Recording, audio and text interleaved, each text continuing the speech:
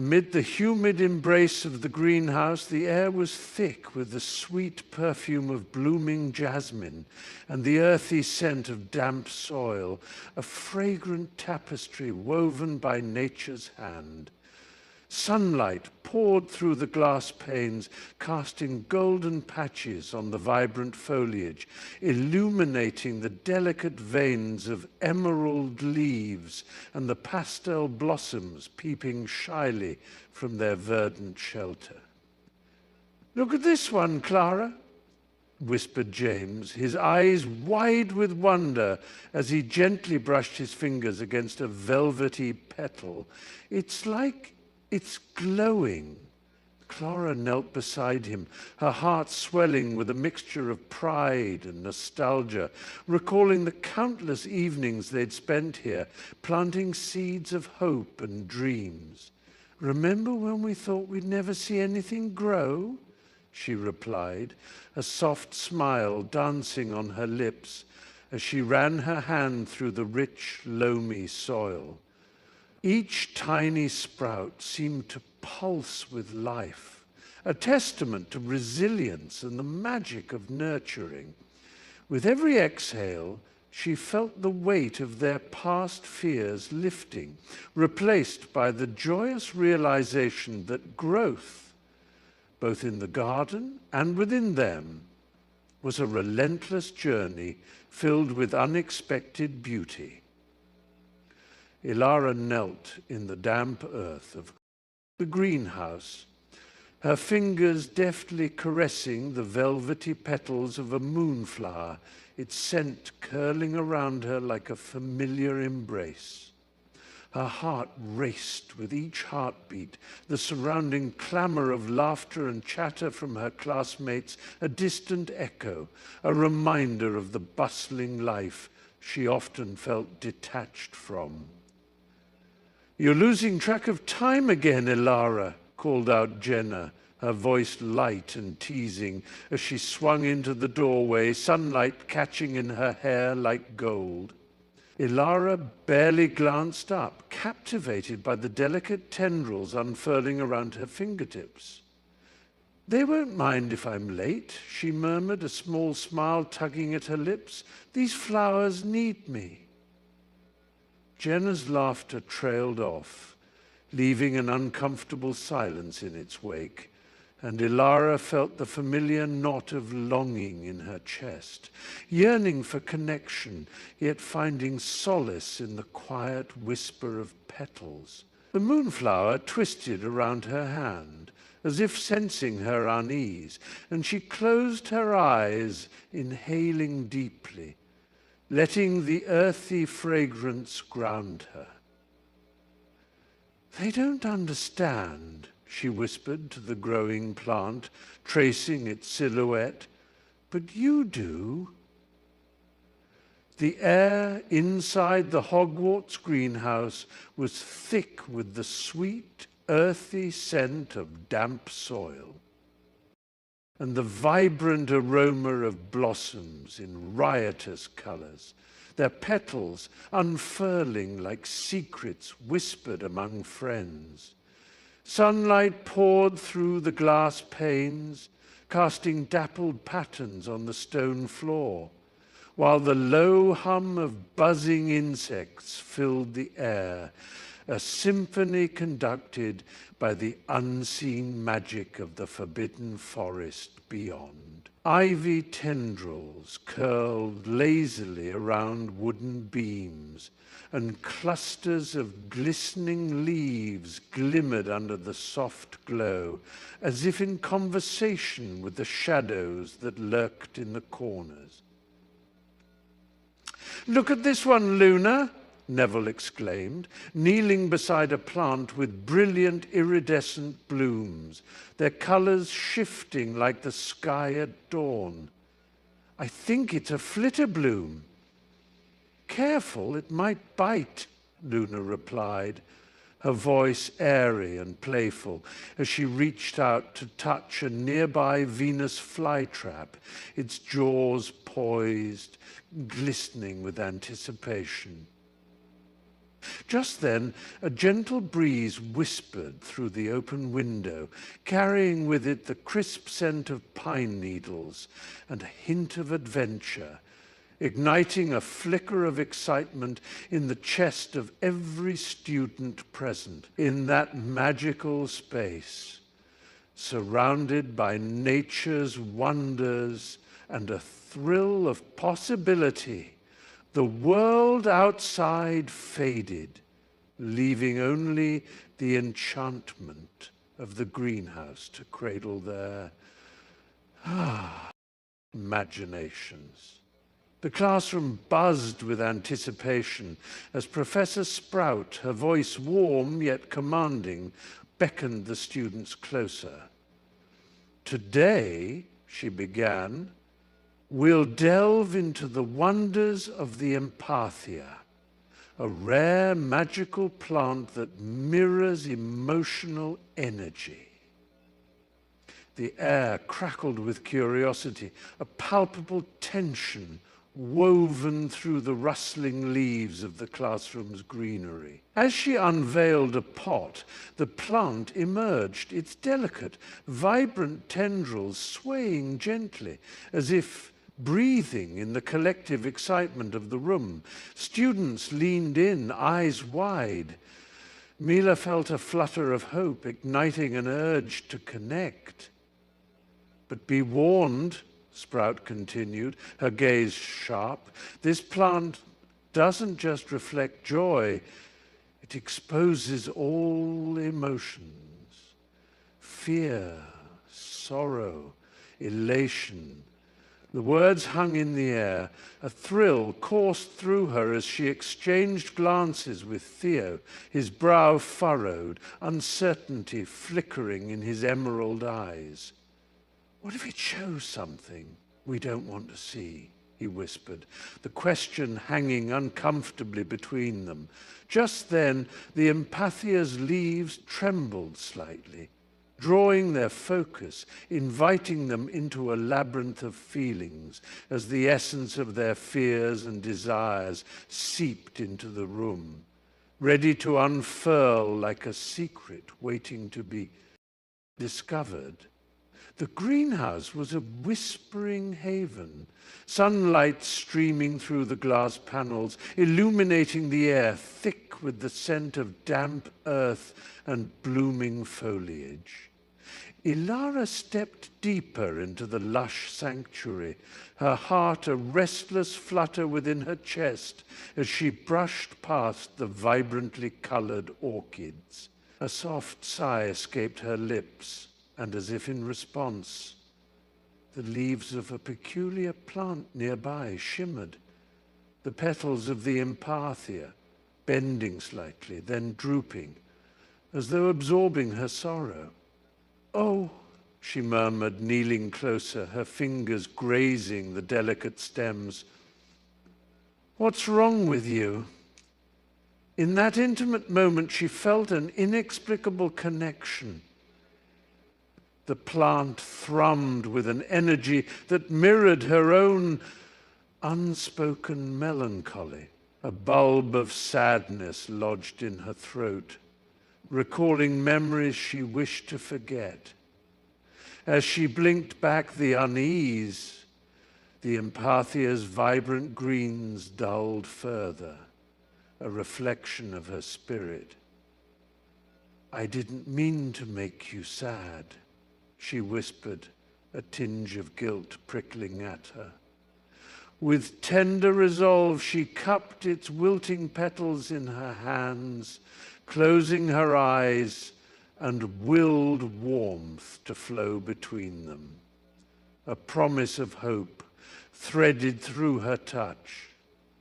Would the empathia respond to the strength she sought to summon? Ilara knelt in the greenhouse, the scent of damp earth and freshly pruned leaves enveloping her like a comforting blanket, as she tenderly whispered to the delicate vine nestled in her hands, coaxing it to bloom under her gentle touch. But the tranquility shattered when Marcus sauntered in, his Slytherin robes billowing around him, a predatory smirk curling on his lips. Look at you, talking to plants like some sort of nature whisperer, he sneered, his voice dripping with disdain. The mockery sliced through her reverie, leaving a bitter taste in her mouth, a sudden chill creeping up her spine. Her heart raced, the pulse of insecurity thrumming in her ears as she glanced at her precious plant, feeling the weight of his gaze like a shadow pressing down on her shoulders. At least I'm not afraid to connect with something real, she shot back, her voice trembling but defiant. Yet the flash of doubt in Marcus's eyes ignited a flicker of her own, and for a moment she hesitated, her fingers slipping from the vine's tender leaves. You'll never rise above those weeds, Elora, he taunted, stepping closer, the scent of his cologne mingling with the earthy aromas, threatening to suffocate her budding confidence as she fought to reclaim her voice, to stand her ground amidst the swirling doubts.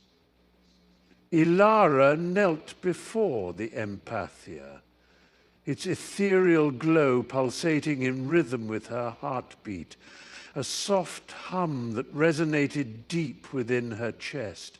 She could feel the warm, silken tendrils of energy unfurling toward her, like a gentle breeze inviting her closer. Come on, just trust me, she whispered, her fingers brushing the delicate, shimmering surface, which felt alive beneath her touch, crackling with potential. The air around them shimmered with fragrant notes of lavender and fresh grass, grounding her in this moment of quiet determination. She could hear Marcus's voice echoing in her mind, laden with skepticism. You can't change what it is. Yet, as she leaned in, pouring her heart into the unyielding gaze of the empathia, a profound connection began to unfurl, a silent dialogue steeped in hope. I see you, she murmured, her breath mingling with the air, and I believe in you. With each soft syllable, a tiny flicker of light ignited within the creature, illuminating the shadows of doubt lurking in its depths. The world around them faded, leaving only the warmth of their burgeoning bond as Ilara embraced the challenge, convinced that nurturing could unveil the layers of a being hidden beneath doubt and fear. As Ilara whispered her fears and dreams, the air around her shimmered with an unspoken magic, the sunlight filtering through the leaves in dappled patterns that danced across the floor. The potted fern nestled on her windowsill trembled slightly, its fronds unfurling as if drawn by her words like a moth to a flame. You understand, don't you? She murmured, her voice tinged with a vulnerability that crackled in the warm air. The plant seemed to lean closer, its vibrant green leaves glistening as they caught the light, absorbing not just the sun's rays, but her very spirit. Ilara felt a curious bond forming, as if the fern responded to her emotions, each breath she took flooding the room with a palpable energy. It's just so hard sometimes, but I know I have to keep trying, she sighed. And at that moment, a delicate shiver ran through the plant, as if it was acknowledging her struggle, offering silent solace. The scent of rich, loamy soil filled her senses, grounding her, and She couldn't help but smile weakly, feeling less alone. "You're my little confidant, aren't you?" She chuckled softly, the corners of her lips lifting, and in that shared moment, she found a flicker of hope, bolstered by the steadfast presence of her green companion.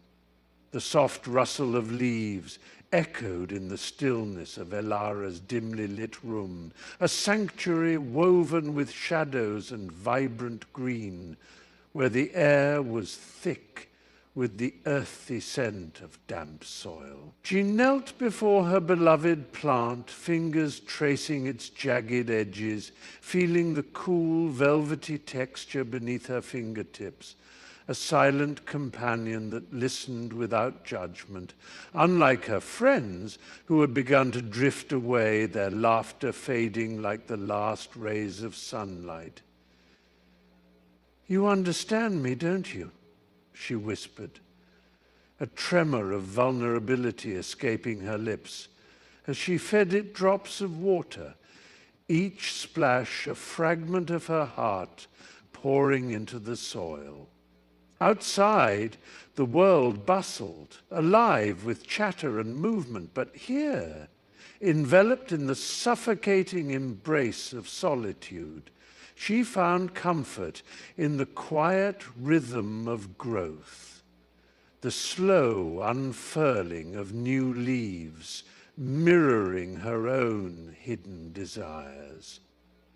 "They don't get it," she sighed, glancing at her phone, notifications blinking like fireflies, but the idea of responding felt heavy, cumbersome. Instead, she leaned closer, inhaling the sweet, rich aroma of plant life, her heart swelling with a strange mix of love and loneliness, as if in this unspoken bond she had found a piece of herself that even the brightest friendships had failed to illuminate. The air inside the greenhouse was thick with the heady scent of damp earth and blooming flowers, a kaleidoscope of colors swirling around Elara like a living tapestry, each petal whispering secrets only the most attuned could hear. She wandered deeper, brushing her fingers against the velvety leaves, feeling their gentle coolness as if the plants themselves were welcoming her. Just ahead, a cascade of vibrant orchids caught her eye, their colors so vivid they seemed to pulse with life. And there, nestled among them, was Luna Lovegood, her silvery blonde hair shimmering like moonlight, eyes wide and sparkling with a peculiar wisdom. "Isn't it lovely here?" Luna's voice floated like a soft breeze wrapping around Elara. "Each flower holds its own magic, just like you." Elara's heart fluttered at the words, an unspoken truth echoing in the depths of her being. "I don't feel very magical," she confessed, her voice barely rising above the whisper of leaves. "Ah, but magic isn't always obvious, you know," Luna replied, a serene smile dancing on her lips. "Sometimes it's hidden, waiting for the right moment to bloom." The way she spoke felt like a warm embrace, and Elara could almost see her own potential unfurling, like a bud opening to the sun, bathed in golden light. In that moment, surrounded by the vibrant life of the greenhouse, Elara believed perhaps, just perhaps, she was meant to shine. Elara knelt in the dim light of her garden, the cool earth soft beneath her fingertips, as the air thickened with the sweet, musky scent of damp soil. The tendrils of the peculiar plant before her, vibrant green and pulsating with an almost eerie glow, began to curl and sway, unfurling in rhythm with the quickening beat of her heart. Each tremor of uncertainty coursing through her echoed in the plant's movement, its leaves flickering like anxious whispers in the wind. "What do you want from me?" she murmured, her voice barely breaking the silence, thick with dusk and trepidation. The plant's vibrant hue deepened in. Response, a reflection of her own turmoil, coaxing her to acknowledge the storm brewing within. Ilara inhaled sharply, her breath mingling with the earthy scent, as if the very essence of the plant beckoned her to face her fears, to unravel the tangled threads of doubt that ensnared her mind. The warmth of its life surged through her, urging her to confront the shadows lurking in her heart.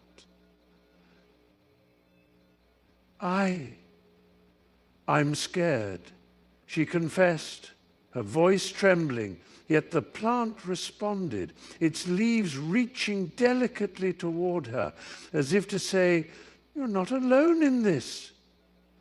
Ilara stood at the edge of the garden, her fingers brushing against the serrated leaves of the luminescent plant that pulsed with a soft green glow, a stark contrast to the fading sunset hues that cloaked the horizon. The laughter of her friends echoed behind her, a bright, unyielding tide of joy that tugged at her heart, yet felt miles away, as if separated by an impenetrable fog. "Come on, Ilara!" Mia called, her voice lilting and carefree, a reminder of the warmth they shared, the secrets whispered on sleepless nights. But here, enveloped in the plant's heady scent, a mix of earth and something sweetly intoxicating, Ilara felt an electric pull, as if the very essence of the world had converged upon this singular, shimmering life. She inhaled deeply, the essence of loneliness mingling with the thrill of discovery, her heart thrumming with indecision. "You understand me, don't you?" she murmured to the plant, her voice almost a whisper, a fragile confession summoning the weight of her isolation. With each passing moment, the laughter faded, replaced by the rustling whispers of the garden. She was lost in a realm where the vibrant life thrived, yet it was a life that kept her apart, straddling the line between camaraderie and an inexplicable aching solitude. Ilara knelt on the damp earth, her hands buried in the rich, loamy soil, the pungent scent of earth and green life swirling around her like an intoxicating perfume. A shaft of sunlight cut through the leaves overhead, warming her back. While the gentle rustle of the trees whispered secrets she was too enthralled to hear. She cradled the young sapling, its emerald leaves trembling slightly in the breeze, the small roots fragile yet promising. "Just a little more water," she murmured, as if the plant could understand her devotion. "Hey, Ilara," Hermione called, her voice a bright chime, momentarily pulling Ilara from her botanical reverie. "Can we talk for a second? I've been worried about you." Ilara glanced up, annoyance flickering in her chest like a dying ember, but she quickly masked it with a tight smile. "Not now, Hermione. I really need to focus on this," she replied, her tone smooth yet clipped, as she brushed a wayward lock of hair behind her ear. Beneath the surface, a tangle of guilt twisted, coiling around her heart.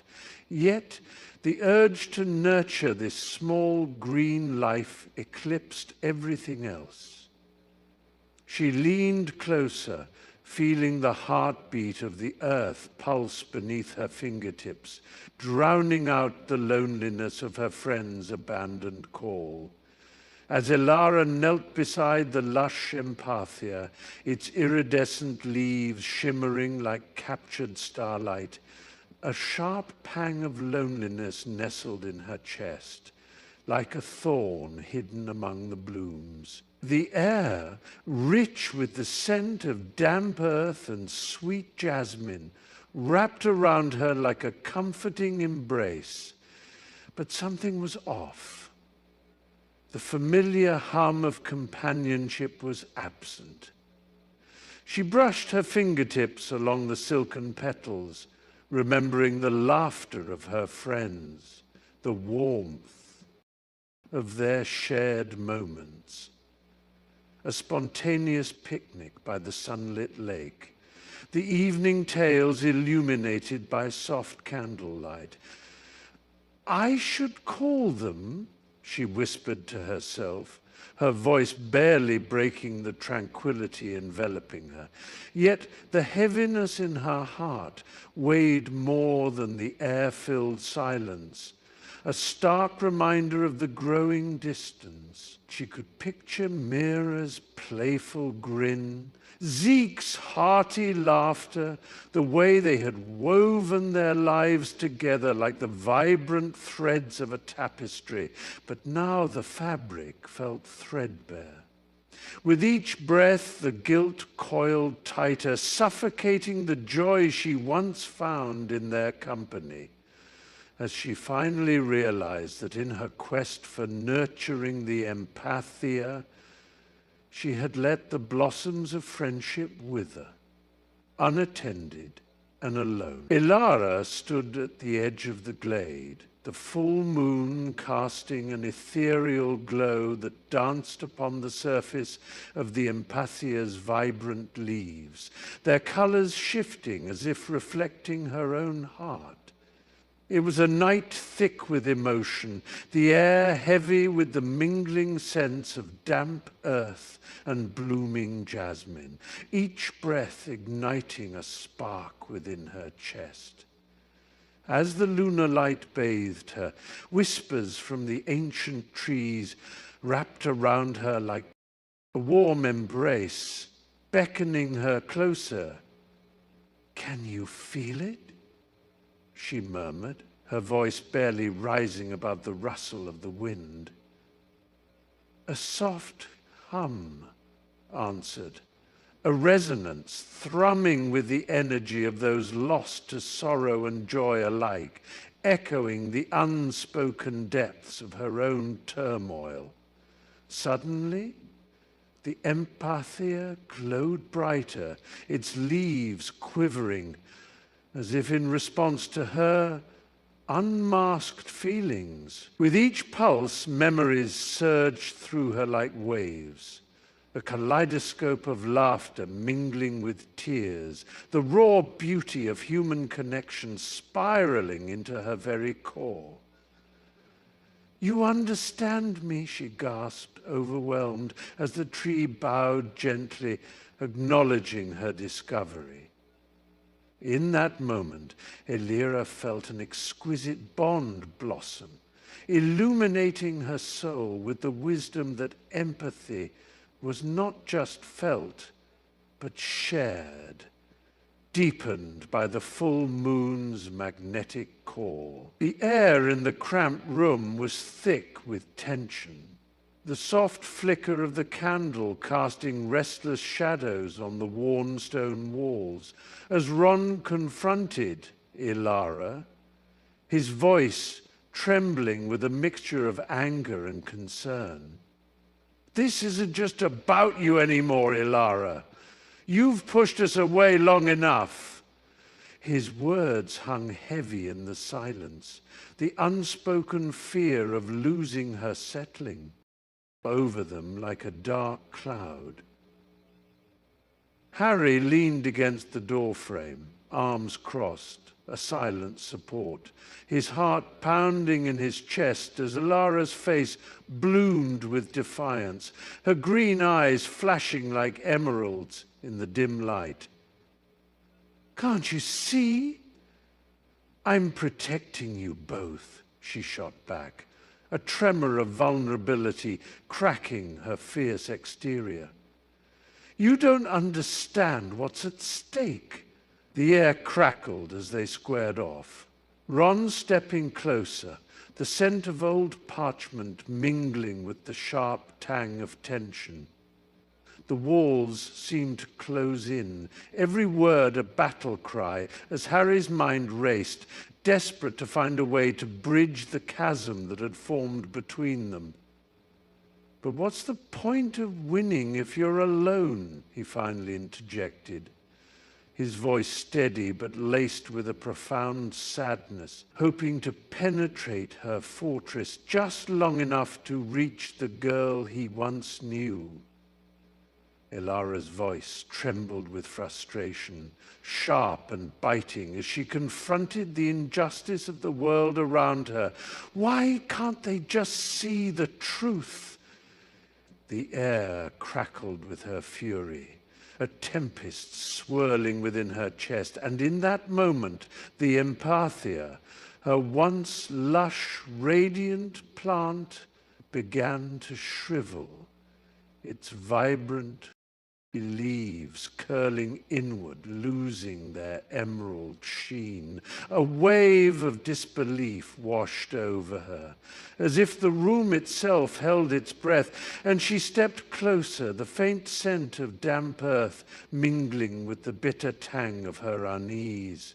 "No, no, please," she whispered, panic rising in her throat, fingers trembling as she reached out. Its once gleaming petals now drooped like the weight of unspoken sorrow, each soft curve a mirror to her inner turmoil.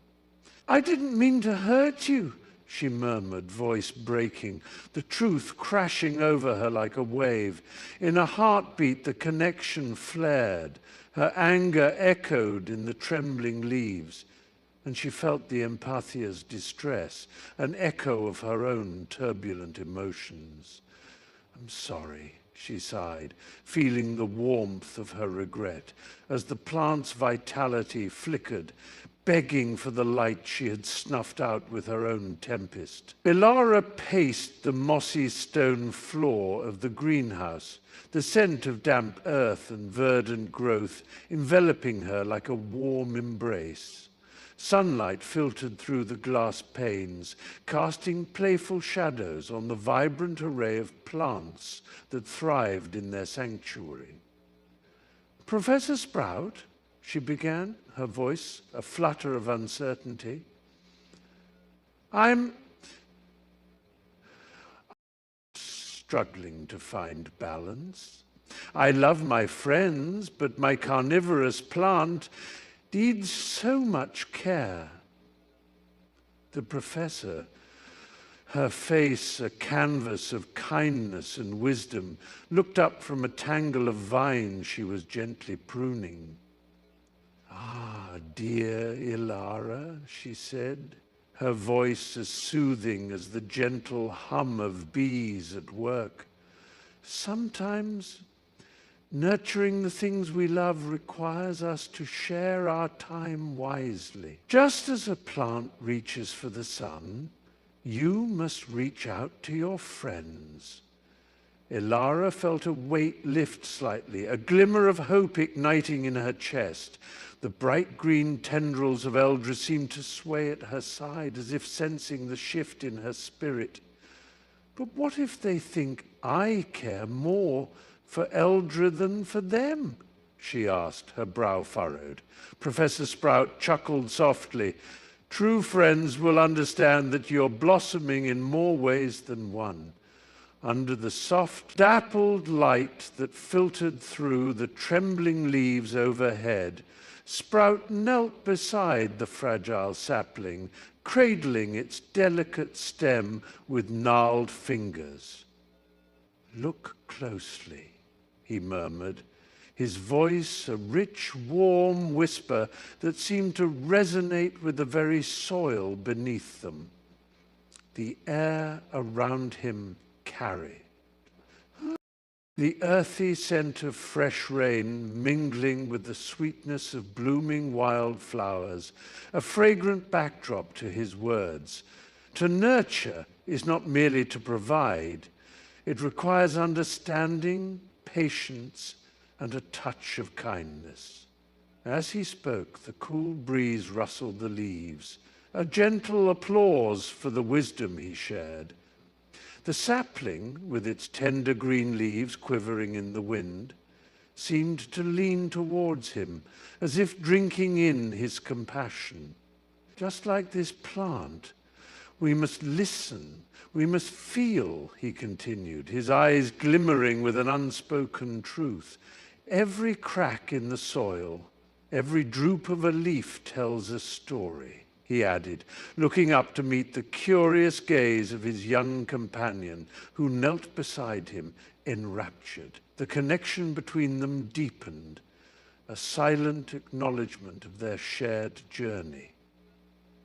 Each of them, like that fragile sapling, yearning to grow, to thrive, and to flourish in a world that often felt too harsh. Ilara stood in the sun-dappled clearing, the warm breeze tussling her hair as she watched Hermione, Ron, and Harry approach, their laughter echoing like old times, a balm for her aching heart. The Empathia, a delicate flower with petals shimmering like iridescent silk, swayed gently in the dappled sunlight, as if responding to their presence.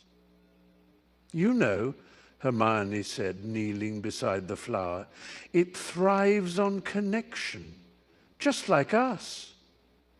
Ron, with a lopsided grin, plucked a few weeds nearby, his hands deft and surprisingly gentle. I'd say it's a bit like our friendship, needs tending to or it fades. Ilara felt a rush of warmth at their words, the tension in her chest loosening as Harry crouched down, examining the roots with the curiosity of a child. Look, it's reaching for the light, he remarked, pointing, his eyes sparkling with a hint of mischief. The air around them buzzed with unspoken apologies and hope, the scent of earth and blossoms mingling with the laughter that flowed freely as they worked side by side, each pull of a weed and gentle caress of a petal, pulling the frayed threads of their bond closer together, mending what had once felt irreparably broken.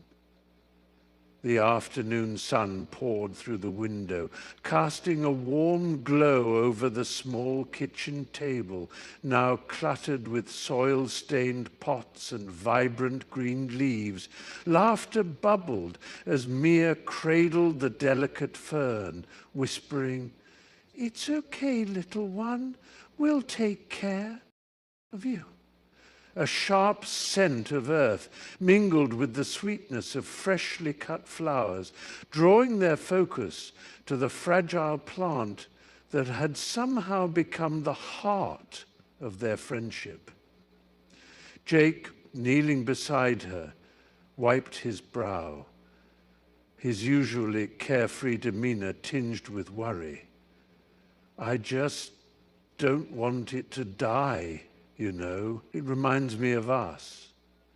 His gaze flickered to the wilted leaves, a reflection of his own insecurities about their tight-knit group.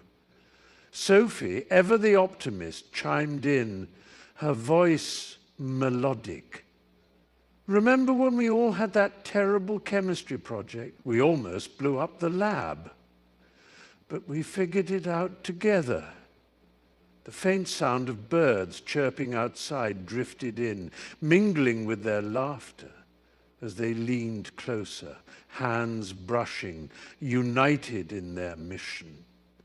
In that shared moment, filled with a mix of tenderness and urgency, they breathed life back into each other, their bond growing stronger as they nurtured not just the plant, but one another's hopes, struggles, and dreams. The flickering candlelight cast dancing shadows on the walls of the Gryffindor common room, where the air was thick with the scent of damp parchment and faintly burnt toast. Ron's voice trembled, a mixture of frustration and vulnerability threading through his words. What if I'm not good enough, Hermione? What if I end up just, doing nothing? He ran a hand through his tousled hair, the warmth of the fire flickering in his tired blue eyes, reflecting the turmoil bubbling beneath his surface. Hermione, with her brows furrowed and a fur-lined cloak draped around her shoulders, bit her lip, the weight of her own fears pressing heavily on her chest. "I'm terrified too, Ron," she confessed, her voice barely above a whisper. "What if I fail? What if I let everyone down?" Her hands clenched tightly around a worn-out book, the spine nearly cracked from endless nights of study, as if it were the only anchor keeping her grounded. The intimacy of their shared fears enveloped them like a warm blanket, the crackling fire a backdrop to their burgeoning understanding, both grappling with the unpredictability of their futures, yet finding solace in the strength of their friendship. Together, in that moment, they acknowledged the shadows within, illuminating a flicker of hope that perhaps they could face whatever lay ahead together. In the heart of the greenhouse, the empathia pulsed with life, its vibrant colors shifting like a painter's palette, each hue a testament to the gardener's unspoken feelings. A deep sapphire flickered gently, brightening to a warm amber as Lena's laughter echoed through the glass walls, mingling with the rich scent of damp earth and blooming jasmine. She knelt before the plant, her fingers brushing against its velvety leaves, and it quivered in response, sending tendrils of iridescence spiraling upward, illuminating the air with an otherworldly glow. "You feel that, don't you?" she whispered, her voice a tender caress. And the empathia rippled, a rainbow of emotion cascading through its petals, as if it yearned to share her joy. The air was thick with the sweet perfume of nostalgia, each color unveiling fragments of cherished memories, of sun-drenched afternoons spent in gentle silence. "Oh, I miss those days," Elara murmured, a flicker of bittersweet longing threading through her tone, and the plant sensed it, a deep, resonant violet blooming forth, wrapping around her like a comforting embrace. Here, in this sanctuary of light and life, every heartbeat, every sigh was woven into an ethereal tapestry, binding them in a dance of shared existence. Elara knelt in the rich, loamy soil of her garden, fingers caressing the delicate leaves of the sapling she had nurtured for months, the sun casting a warm glow upon her back. The air was thick with the scent of damp earth and blooming jasmine, and every breath filled her with anticipation as she whispered softly to the plant, You're stronger than you know, just like us. The vibrant green of its leaves seemed to shimmer in agreement, a promise of resilience. Nearby, the laughter of her friends floated through the air, a chorus of joy that mingled with the gentle rustle of leaves. Mia was recounting a misadventure at the market, her voice bubbling with excitement. Ilara looked up, their camaraderie wrapping around her like a comforting blanket, a reminder that growth was not just about the soil, but about the bonds they cultivated together. Ilara, come join us, Amira called, her eyes sparkling with mischief. A surge of warmth enveloped Ilara as she stood, the realization sinking deep into her heart. Every day spent in the garden was not just about the plants, but about the friendships that took root alongside them. Just a moment, she called back, her smile radiant as she gently patted the soil around the sapling, feeling the empowering pulse of life tether her to both nature and her cherished friends. The sun hung low in the sky, casting a golden hue over the bustling workshop, where Ilara's project, a delicate tapestry woven with threads of ambition and creativity, blossomed under her careful hands. Marcus, leaning against the doorframe, watched her with simmering rage, each smile she shared with her team like a dagger twisting in his gut. She thinks she can outshine me, he muttered, clenched fists trembling at his sides, a flicker of a cruel smile playing on his lips. He traced the outlines of the tools on the nearby shelf, imagining the chaos he could unleash, the threads of her dreams unraveling at his touch. The scent of freshly cut fabric mingled with the earthy aroma of wood shavings, the air thick with the electric buzz of inspiration. It was intoxicating to Ilara, but for Marcus, it was a noose tightening around his neck. "What's the matter, Marcus?" a voice called, but he barely registered it, his mind racing with schemes. "You look like you've swallowed a sour lemon," as laughter bubbled within the workshop. He fixated on the half-finished project, an intricate piece that would define Ilara's legacy, and with a heart colder than the shadows creeping across the floor, he envisioned how to bring it all crashing down. The moon hung high and heavy, casting ghostly shadows across the labyrinth of plants in the greenhouse where Marcus crept, his breath shallow and frantic. The fragrance of damp earth and blooming night jasmine filled the air, a stark contrast to the turmoil swirling within him.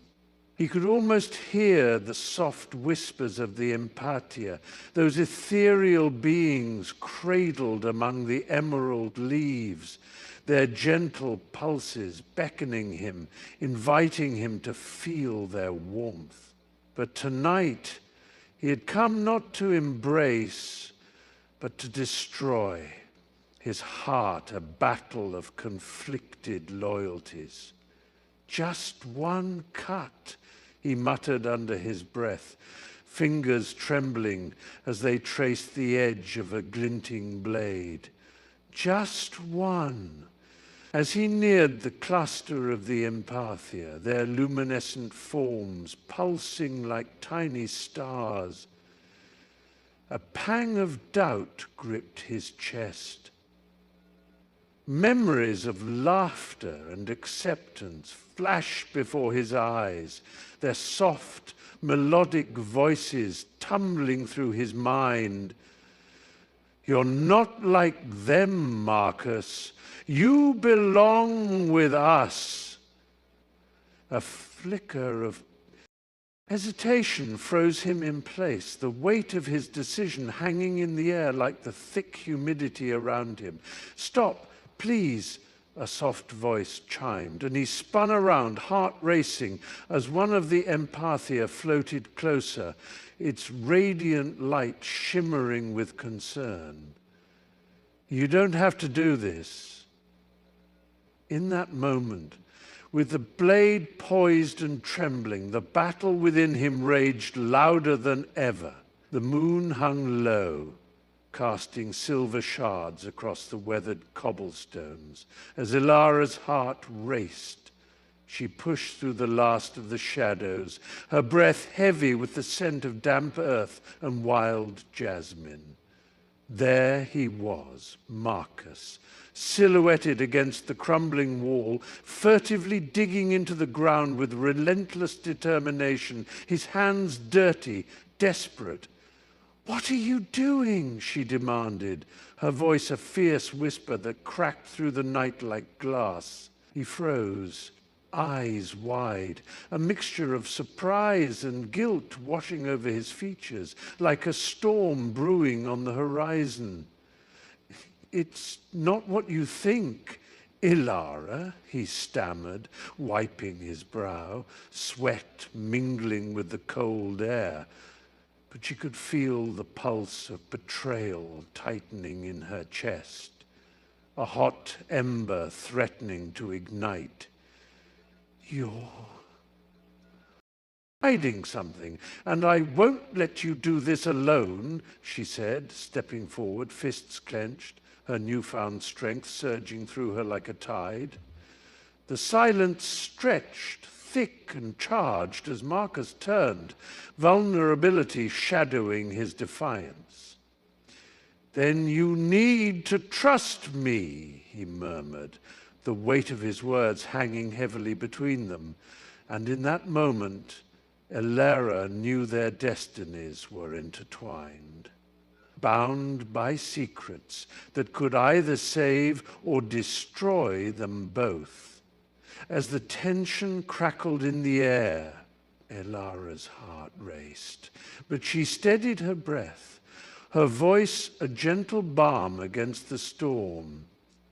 "Marcus," she began, the warmth of her tone slicing through the sharp edges of his anger. "What if we paused for a moment? Just think about how we're affecting each other." The rays of the setting sun streamed through the window, casting a golden halo around her, illuminating the sincerity etched on her face. Marcus, fists clenched and jaw tight, blinked in surprise, caught off guard by her calm amidst the chaos he had stirred. "What do you mean? It's not that simple," he shot back, his voice cracking, revealing the vulnerability beneath his bravado. Ilara stepped closer, her eyes softening as she continued, "I know it feels like a battle, but what if we tried to understand instead? I see you're hurting and that makes you lash out, but I promise I'm here to listen." The air thickened with unspoken emotions, and for a fleeting moment the walls of resentment crumbled, replaced by a fragile hope. He hesitated, glancing away, as if the weight of her words reached into the depths of his stubborn heart, igniting a flicker of understanding that had long been extinguished. "You really think that could change anything?" he murmured, his defenses wavering. The soft glow from the overhead lamp cast a warm hue across the cluttered room, illuminating the dust motes dancing in the still air. Marcus sat on the edge of his battered couch, hands trembling slightly as he picked at the frayed hem of his jeans. He began, his voice barely a whisper, thick with unshed tears. "I don't remember the last time I felt normal." Ilara's heart ached, the weight of his words pressing against her chest like a stone. She could see the shadows under his eyes, the way his shoulders slumped, as though he were carrying an invisible burden. The faint smell of cigarette smoke lingered, mixing with the bitter scent of unwashed laundry, wrapping around them like a fog of unspoken fears.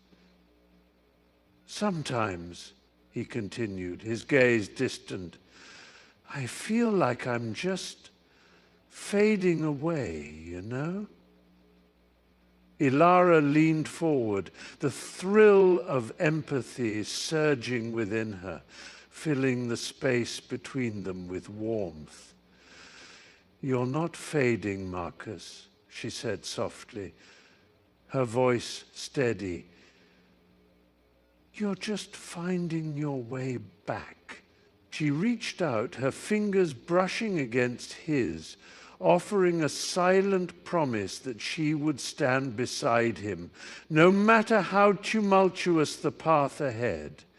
The moment hung between them, fragile yet powerful, as Marcus caught her gaze, a flicker of hope igniting in his weary eyes. The air crackled with an unspoken tension as Marcus shifted his weight, his eyes narrowing on the flickering campfire that illuminated their faces in sharp relief, shadows dancing on the rough canvas of the tent behind them. Maybe, he said, his voice barely above a whisper, almost swallowed by the crackling embers. We don't have to be enemies. A hesitant laugh escaped from Tara, the sound mingling with the rustle of leaves in the chilling night breeze. A spark of warmth amidst the uncertainty that hung heavy in the dark.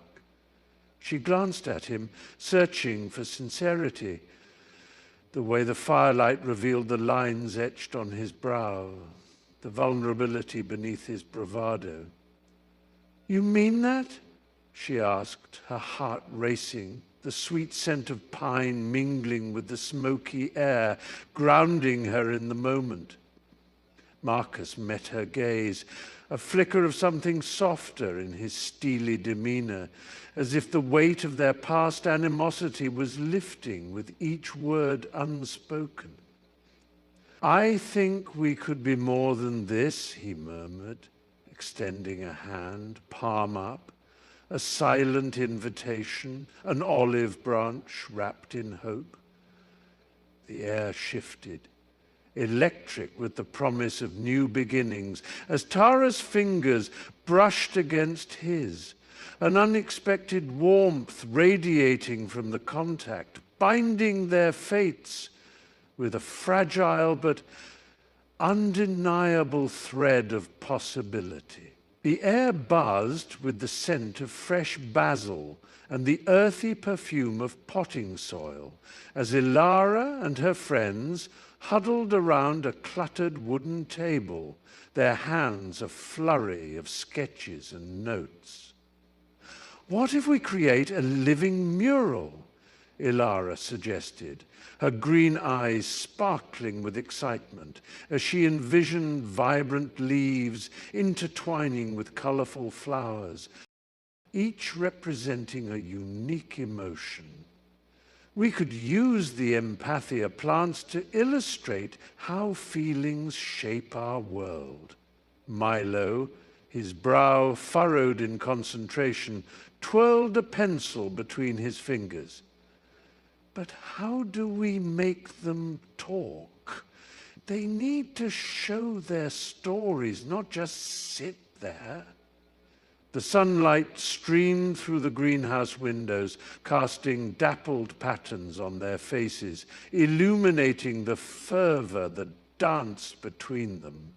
Tia, leaning forward with her dark curls cascading over her shoulders, added, what if we incorporate sound? Each plant could whisper its message, like a symphony of emotions. Ilara's heart swelled with hope. Together they were crafting not only a presentation, but a tapestry of connection, where every leaf and petal could share its truth, making the world a little brighter, a little more understood. "Let's gather all the plants we can and start experimenting," she exclaimed, her voice rising above the soft rustle of leaves, inspiring determination that pulsed through the room. The scent of damp earth and vibrant foliage wrapped around them like a warm embrace as Clara held her breath, her fingers brushing against the velvety surface of the bioluminescent petals. "Look how it glows when you touch it," she whispered, a mixture of awe and gratitude spilling from her voice, her eyes wide with wonder. Under the soft glow of lanterns, scattered across their makeshift workspace, the kaleidoscope of colors danced in rhythm with their heartbeat, illuminating their emotional journeys, each struggle, each triumph woven intricately into the fabric of their collective effort. Jack stepped back, his brow furrowed in concentration, the crisp rustle of paper echoing in the stillness as he pinned a photograph of the first time they had discovered the plant, laughter bubbling around them like effervescent champagne. "This moment," he said, eyes sparkling, "this is where the magic began." The group gathered close, their shoulders brushing, a quiet solidarity forming as they arranged the vibrant documents, each one a testament to their resilience, their fears laid bare amidst the delicate foliage. The air vibrated with anticipation, their hearts tethered to the display. A celebration not just of the plant's extraordinary abilities, but of how it had intertwined their lives, transforming them in unforeseen ways. The sun hung low in the sky, casting a warm golden hue over the small garden, where the scent of damp earth mingled with the sweet perfume of blooming jasmine. Amira knelt beside her favorite plant, a vibrant monstera, whose leaves unfurled like hands reaching for the sky, while her fingers gently brushed against the coarse soil, feeling the pulse of life beneath.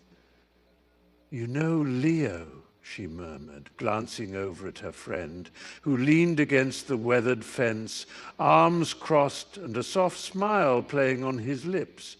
"It's like nurturing you. Helps me remember how important it is to nurture the people in my life, too." Leo chuckled, the sound rich and buoyant, echoing in the crisp evening air. "Yeah, like that time you forgot my birthday," he teased, his eyes sparkling with mischief. "I thought I was just a weed in your garden." Amira laughed, her heart swelling as she met his gaze. "No weeds here, just a bit of neglect. I promise to keep us both flourishing." With that, she poured water into the dry pot, watching the soil absorb it eagerly, then reached out to squeeze Leo's shoulder, grounding herself in their friendship. In that moment, amidst the garden's whispers and their light-hearted banter, they both understood. Love, whether for a plant or a friend, required patience, presence, and the gentle art of cultivation. The sun peeked through the trees, casting dappled shadows on the bustling crowd, as laughter and chatter rose like a chorus, blending with the sweet scent of lavender and the crisp aroma of fresh basil wafting through the air. Students darted from one booth to another, their eyes wide with wonder, fingers brushing against vibrant displays of bioluminescent fungi and shimmering dew-covered leaves. "Look at this one, Sarah!" a boy exclaimed, beaming as he held up a tiny glowing plant that pulsed gently in his hands.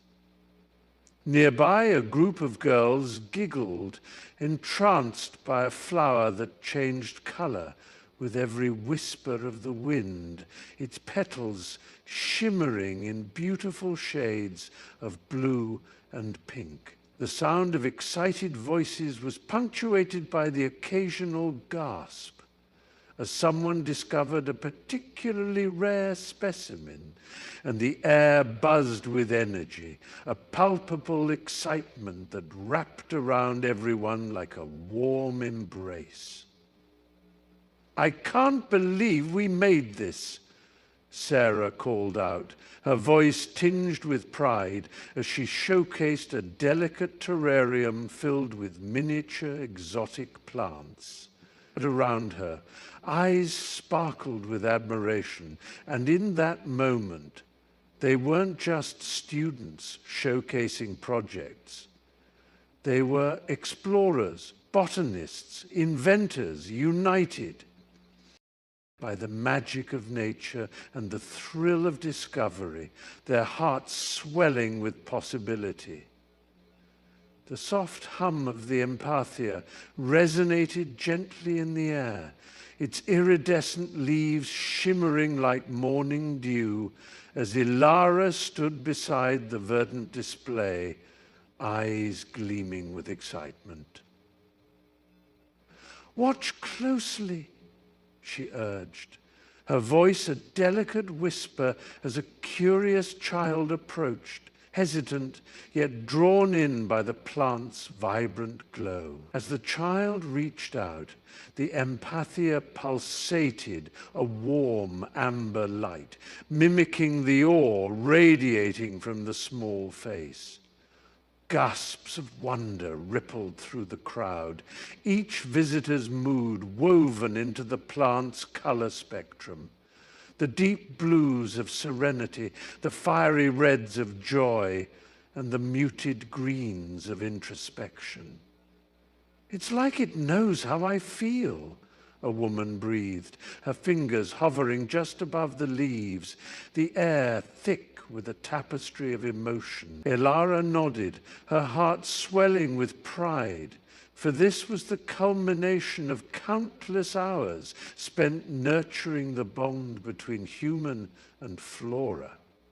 "It responds to empathy. It can sense your heart," she explained, her voice a melodic lull amidst the chatter, the empathia's delicate vibrations intertwining with the crowd's collective heartbeat. Each pulse a reminder of the connection they shared in this moment of pure, unfiltered emotion. Ilara stood in the dim light of her cluttered workshop, the scent of sawdust mingling with the sharp tang of paint, her heart pounding against the cage of her ribs, each beat a reminder of the weight of her ambition. The half-finished model loomed before her, an intricate lattice of wood and metal, yet in her mind it felt like a fragile house of cards, ready to collapse under the weight of doubt. "What if they don't see it?" she mumbled to herself, biting her lip, the taste of fear mingling with the bitterness of her coffee, now cold and forgotten on the workbench. The shadows danced around her, whispering the unrelenting questions that gnawed at her resolve. What if I can't convey the passion behind this? She closed her eyes, imagining the faces of her audience. Anticipation, curiosity, perhaps even skepticism. But all she could see was the flicker of uncertainty reflecting back at her. Just tell them, she whispered, trying to summon the courage that felt so elusive. Tell them why this matters. And yet, even as she spoke, her hands trembled, hovering above the model, as if poised to either create or destroy, and in that fragile moment, doubt wrapped around her like a heavy fog, dimming the light of her vision. The cool, dim light of the library settled around them like a soft cocoon, the scent of old parchment and ink mingling with the faintest hint of lavender from Hermione's wand, a charm she'd cast to ease the tension in the air. As the hours slipped by, Ginny's fingers trembled over her parchment, the ink blots pooling like dark clouds threatening a storm. "I can't do this, Hermione," she whispered, frustration and fear tightening her chest. Hermione's gaze was steady, piercing through the doubt, a gentle smile breaking the shadows clinging to Ginny's spirit. "But you have, time and again. Remember the Quidditch final? The way you soared above everyone else?" The words wrapped around Ginny like a warm blanket, igniting a flicker of warmth inside her, banishing the chill of despair. Despite the weight of her fears, she could almost hear the cheers, feel the exhilaration of flying, of being unbound and fearless. "You've faced darker things, Ginny. Just look at how far you've come," Hermione urged, her voice a melodic reassurance. The memory of victory shimmered in Ginny's mind, and for a heartbeat the pressure lifted, replaced by a smouldering determination to rise once more, to embrace the challenge ahead. Ilara stepped into the center of the bustling marketplace, the vibrant colors of her dress swirling around her like a flower unfurling in the sun, while the warm scents of spices and fresh bread danced through the air. She held the delicate, bioluminescent plant aloft, its leaves shimmering with an otherworldly glow, reflecting the curiosity in the eyes surrounding her. "How does it make you feel?" she asked, her voice a soft melody that cut through the chatter. A young boy stepped forward, his wide eyes sparkling with wonder. "It feels happy," he exclaimed, a toothy grin spreading across his face. As if on cue, the plant pulsed gently, the glow intensifying, sending ripples of light across the eager faces of the crowd. "See?" Ilara laughed, her heart swelling with excitement. "It thrives on your emotions." An elderly woman raised her hand, her voice trembling with nostalgia. "It reminds me of my garden, where my heart used to sing." With every shared feeling, the plant responded, its colors shifting, creating a breathtaking display of blues and greens that painted the air around them. Ilara beamed, feeling the warmth of connection enveloping her like a soft embrace, as laughter and appreciation reverberated through the crowd, a chorus of life intertwined with nature. The air shimmered with unspoken tension as Harry's heart raced with an inexplicable anticipation. Then, with a soft rustle, Dumbledore materialized, his robes flowing like liquid moonlight, eyes twinkling with a warmth that cut through the heaviness of the moment. "Ah, what a peculiar gathering we have here," he said, his voice a melodic echo that seemed to wrap around them like a comforting blanket. The scent of old parchment and the faint hint of lemon drops lingered in the air, mingling with the sharp tang of uncertainty that clung to Harry's thoughts. Empathy, Dumbledore continued, peering into the depths of Harry's soul as if reading an open book, is not just about understanding another's pain. It's about daring to feel their joy, their triumphs, even in the shadows of your own struggles. Harry felt a warmth blossom in his chest, as if Dumbledore's words were igniting a forgotten spark. The flickering candlelight danced in sync with their unspoken connection, drawing forth memories of friends lost and found. To empathize, Dumbledore smiled gently, is to weave the fabric of our lives with threads of kindness and understanding, binding us closer in this tapestry of existence.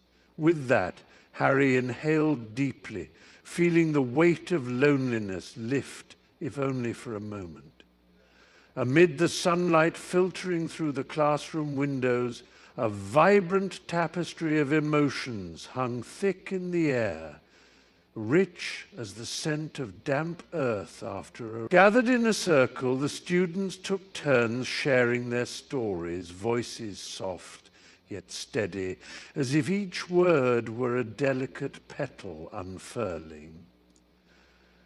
I felt so alone at the beginning of the year, whispered Lena, her fingers tracing the green leaves of the potted plant at the center. But when I shared that in our last meeting, it felt like I could finally breathe. As she spoke, the plant seemed to respond, its leaves stretching toward her, vibrant and alive, as though soaking in the warmth of her honesty. Beside her, Jamal nodded, his brow furrowed. Yeah, it's like we're all connected now. Even when we're apart, we carry each other's stories. The room pulsed with a collective heartbeat, emotions swirling like warm currents, nurturing the roots of the plant which now burst forth with new growth, a vivid symbol of their blossoming bonds. Joy and vulnerability intertwined, resonating through the walls, echoing the silent promise that here, within this space, they were seen, understood, and never truly alone. Sunlight streamed through the glass panes of the greenhouse, casting a warm glow over the vibrant array of plants, each leaf trembling slightly, as if they too were basking in the shared joy that filled the air. Laughter bubbled up from a group of students clustered around a newly repotted tomato plant, its green leaves glistening with moisture. See how it leans towards the light, Mia exclaimed, her voice bubbling with excitement as she nudged Sam, who was kneeling beside her, carefully spreading rich, dark soil around the base. It's like it's reaching out for help, he replied, a thoughtful frown making way for a smile, understanding dawning in his eyes. Around them, others were lost in their own conversations, but the essence of connection threaded through the air like the scent of fresh earth mixed with blossoming jasmine. A sudden burst of laughter snapped their attention. Ella had accidentally splashed water on Noah, who feigned outrage, shaking his hands dramatically. "You call this a celebration?" The room swelled with joyous energy, hearts opening like the myriad of flowers blooming around them, each moment a testament to their newfound bond, their empathy intertwining like the roots of their beloved plants, nurturing not just growth in the garden, but within themselves. The sun filtered through the stained glass windows of the great hall, casting vibrant patterns on the polished wooden floor, where Ilara stood, her heart racing, fingers trembling as she held her potion, a swirling, iridescent liquid, shimmering with a kaleidoscope of colors. Professor Sprout's warm, melodic voice cut through the murmurs of awed students. Ilara, your innovative infusion of moonlit dew and enchanted marigold petals is extraordinary. The praise unfurled around her like golden ribbons, lifting the weight of her self-doubt. Dumbledore, with his twinkling eyes and commanding presence, nodded appreciatively, his silver beard swaying slightly as he added, "You have shown us that true magic often lies beyond the pages of dusty tomes." Her cheeks flushed with warmth, a bright bloom against the backdrop of the great halls. Grandeur, as the whispers of her peers grew louder, tinged with a mixture of admiration and envy. Ilara stole a glance at her friends, their beaming smiles igniting a spark of joy deep within her. The sweet scent of freshly baked pastries wafted through the air, mingling with the heady aroma of her potion, and in that moment she felt invincible, a sense of belonging washing over her like the gentle caress of a summer breeze. Ilara knelt in her small garden, the fragrant earth cool beneath her fingers as she cradled the vibrant leaves of the plant she had nurtured from a mere seedling.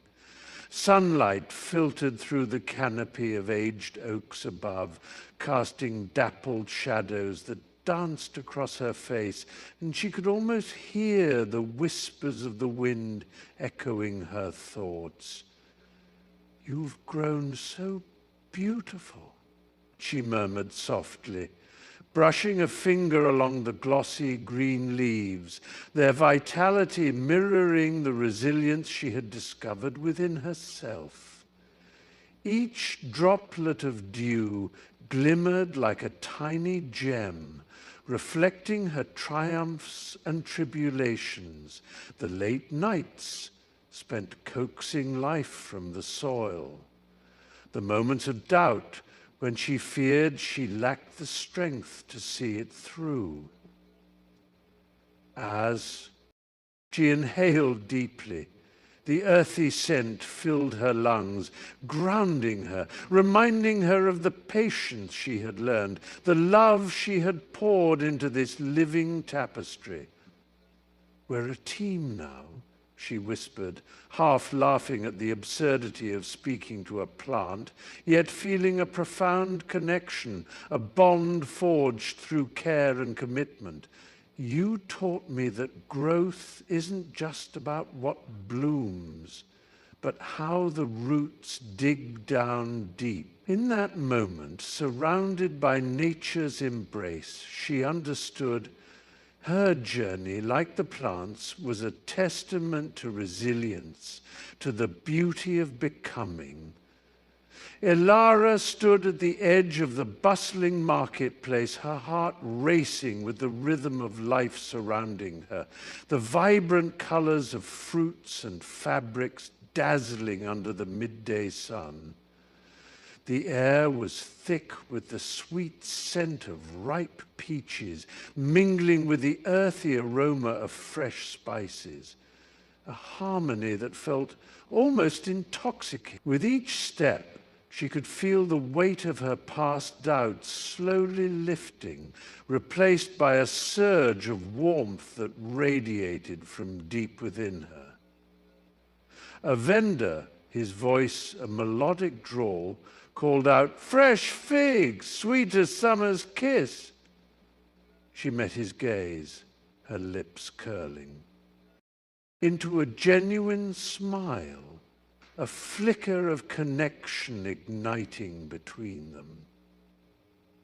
"I'll take a handful, please," she replied, her voice steady, reflecting the boldness she now embraced. As he handed her the vibrant, plump figs, she noticed the twinkle in his eyes, a reminder of the simple joys shared between strangers. The laughter of children danced through the air, a sound so pure, so carefree, that it wrapped around her like a comforting shawl. Elara breathed deeply, savoring the moment, the vibrant essence of life swirling around her, igniting her spirit. "Today," she whispered to herself, "I will embrace every challenge with empathy and heart." The air shimmered with a gentle warmth as Lila knelt beside the empathia, her heart racing with anticipation. Sunlight danced through the canopy overhead, casting dappled patches of gold onto the soft earth, where vibrant petals began to unfurl. Each blossom emerged like a secret whispered among friends, their sweet, heady fragrance enveloping her in a comforting embrace. "Look, Aidan," she exclaimed, brushing her fingers against the delicate pink and violet petals, their surfaces soft as whispers. "They're blooming just for us." Aidan, standing a few paces away, watched in awe as the flowers sprang forth, their colors brightening against the muted greens of the forest. He grinned, the corners of his eyes crinkling with delight. "Everyone tells a story," he mused, stepping closer, entranced. A gentle breeze stirred, carrying the scent of friendship through the air, a promise of unbreakable bonds. Leela plucked a flower, its stem glistening with dew, and handed it to Aidan. "Together, we'll nurture this friendship." She smiled, her heart swelling with a newfound understanding of the empathia's gift. As they stood there, surrounded by blooms that whispered tales of loyalty and trust, the world around them faded, leaving only the unspoken vows entwined in the scent of blossoms. Elara sat cross-legged on the grass, the warmth of the sun pouring down, casting dappled shadows through the rustling leaves above. When she was approached by Mia, her eyes wide with uncertainty. "Can you help me? I don't know what to do with Jason," she whispered, her voice trembling like a leaf in the breeze. Elara felt a thrill of recognition, the familiar twinge of her own past struggles surfacing as she nodded, inviting Mia to sit beside her. The scent of blooming wildflowers mingled with the faint aroma of freshly cut grass, a perfect backdrop for the delicate unfolding of another's heart. "What's going on?" Elara asked softly, her tone laced with the warmth of empathy. As Mia spoke, her words tumbling out in a rush, Elara listened intently, the world around them fading into a soft blur.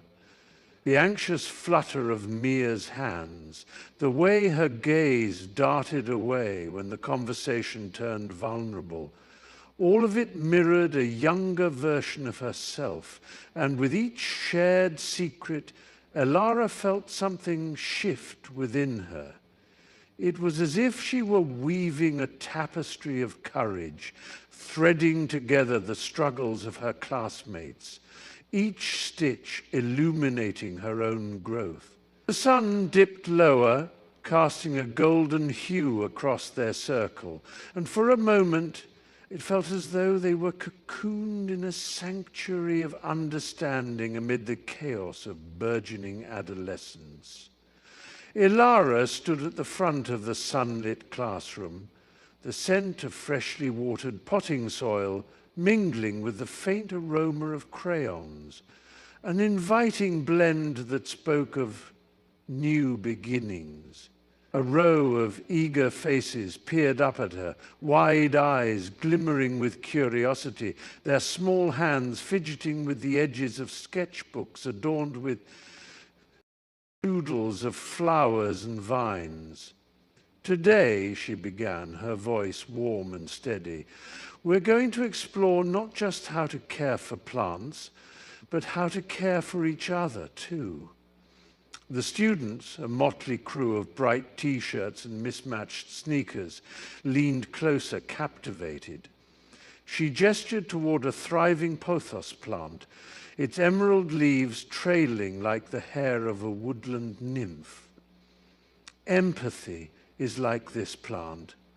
It needs nurturing, patience, and a little sunlight to grow." A boy in the front, eyes round as saucers, raised his hand. "Can empathy really help plants?" Ilara smiled, her heart swelling with affection for these blossoming minds. "Absolutely," she replied, her words wrapping around them like a warm hug. "Just as you learn to understand your friends, you'll learn to understand the needs of your plants. Let's start with our first lesson, listening." The room filled with a tangible buzz of anticipation, as she could almost see the seedlings of compassion taking root in their innocent hearts. Ilara stood backstage, her heart hammering against her ribcage, a frantic drum echoing the chaos in her mind. The stage lights pierced through the heavy curtain, casting a warm glow that felt more like a spotlight on her insecurities. She clenched her trembling hands, the cool metal of her bracelet biting into her skin as she replayed the words in her head, her breath hitching with each rehearsal. "What if I forget everything?" The thought spiraled, pulling her deeper into the quicksand of self-doubt. "Ilara, you can do this," she whispered to herself, though the sound felt almost foreign, swallowed by the buzz of the audience beyond the curtain. Voices mingled, laughter rippling through the air, a stark contrast to the storm brewing inside her.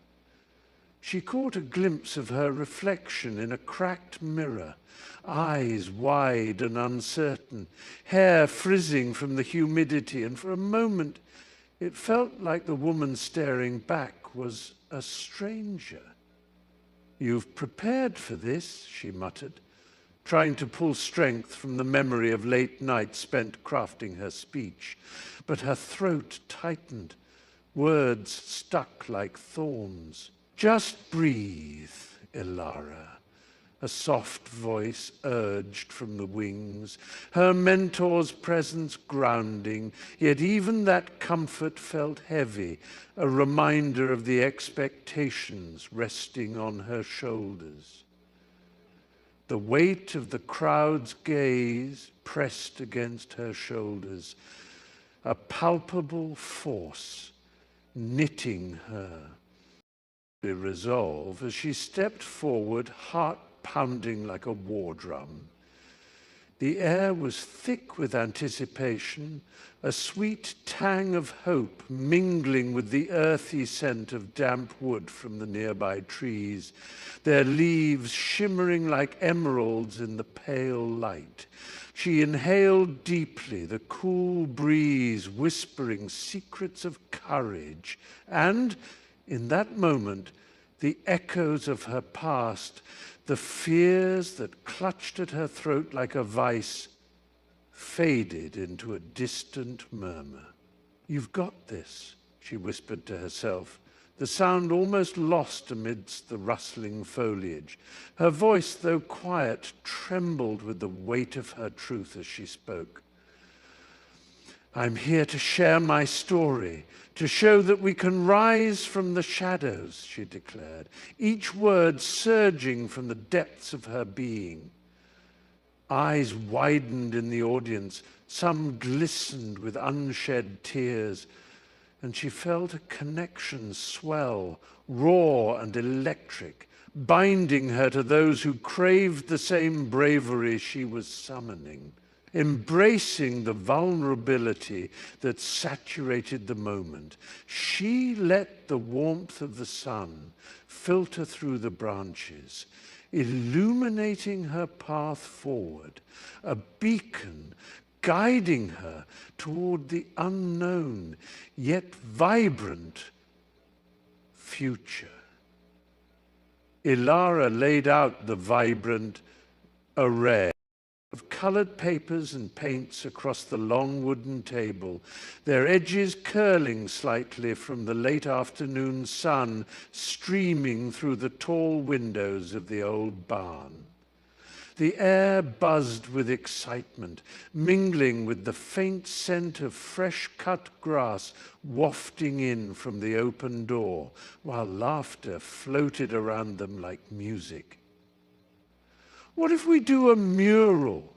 Mira suggested, her eyes sparkling with inspiration as she grabbed a bright blue paintbrush, its bristles still glistening from a previous project, and waved it like a wand. Theo, perched on the edge of the table, bounced in agreement. "Yes!" Something that represents all of us, our stories. Ilara felt a warm thrill in her chest, a reminder of their shared dreams and late-night talks, as ideas soared like butterflies caught in the golden light. They sketched designs in the margins of old notebooks, voices overlapping in a chorus of creativity, each suggestion sparking another. The clinking of paint bottles filled the pauses, while the soft rustle of paper seemed to echo their hopes.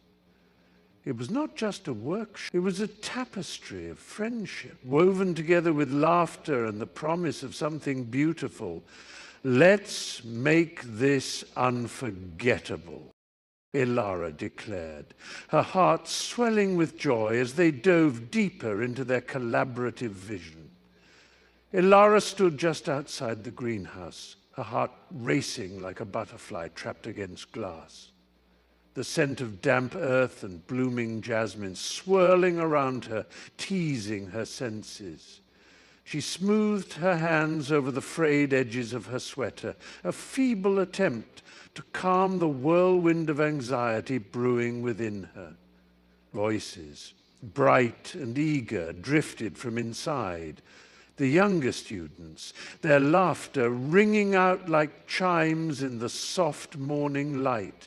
"Did you see the poppies?" one exclaimed, the excitement palpable. Ilara took a deep breath, letting the earthy aroma fill her lungs, grounding her in the moment. She could feel the warmth of the sun on her back, a gentle reminder that she was not alone in this endeavor. "You've got this," she whispered to herself as her fingers grazed the wooden door. With every step closer, memories of her own youthful hesitations flashed before her eyes, a whirlwind of uncertainty that had once consumed her too. Yet today, she was the mentor, the guide, ready to share her passion for the plants that had once whispered secrets only to her as she pushed open the door. The vibrant color of the greens and blossoms leapt into view, enveloping her in a cocoon of warmth and possibility, filled with the promise of discovery. The room hummed with anticipation, sunlight filtering through the tall windows, casting golden patterns on the polished wooden floor, as Ilara stood before her small audience, her heart racing with the weight of her words. Empathy, she began, her voice steady yet warm, is not just a feeling, it's a bridge. She could see their eyes widen, some nodding slightly, eager for what was to come. With a deep breath, she launched into the tale of her journey with the empathia, a mystical realm where emotions took form, swirling colors dancing around her like a vibrant aurora. I remember the first time I stepped into that world, she continued, her hands gesturing as if she could conjure the essence of her memories. A woman, tears streaming down her face, clutched a small child, her sorrow palpable, wrapping around me like a thick fog. The room fell silent, the air thick with unspoken emotions, as Ilara's words painted vivid images of loss, hope, and connection. I realized then, she said, softly, her gaze sweeping across the faces before her, that our stories intertwine and through understanding we grow. The warmth of her message enveloped them, drawing them closer, igniting the flickers of empathy that lay dormant within. The room hummed with quiet anticipation, walls lined with posters that whispered encouragement, their vibrant colors a stark contrast to the heavy air, thick with vulnerability. A flickering light overhead cast shadows that danced nervously as Mia broke the silence, her voice trembling. I've always been scared of not being enough. Murmurs of understanding swirled around her, fragile yet palpable, as her classmates leaned in, eyes wide, feeling the weight of her confession settle between them like a shared blanket of warmth. The scent of freshly brewed coffee mingled with the faint, comforting aroma of old books, creating an intimate cocoon that wrapped around their insecurities. Sam nodded, his voice steady yet soft. We all feel that way sometimes, don't we? Like we're just pretending. A collective sigh escaped the group, a release of tension, as they exchanged glances, finding solace in the shared journey of doubt and discovery. The soft rustle of papers turning echoed in the background. Yet it was the heartbeats and whispered reassurances that resonated the loudest, weaving a tapestry of support that bound them together, each story a thread reinforcing the fragile yet resilient fabric of their community.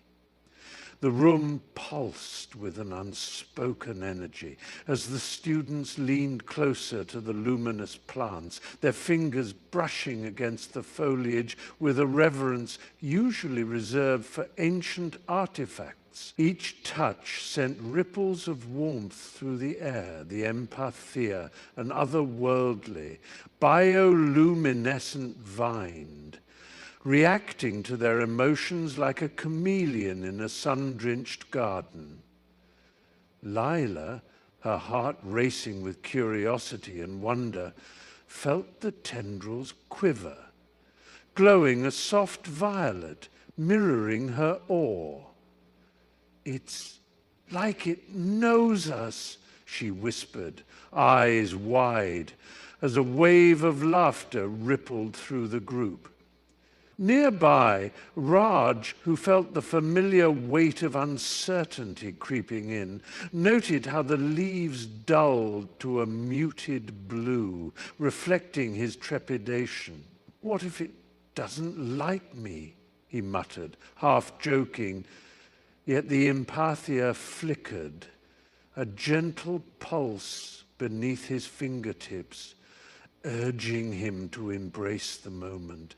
The scent of damp earth and sweet nectar filled the air, mingling with the heady fragrance of excitement. Caught in this shared experience, they exchanged glances, half smiles blossoming as the plants seemed to weave their emotions into a tapestry of light, drawing them closer, binding them in a silent understanding that transcended words, an unspoken promise of connection that wrapped around them, tangible and alive.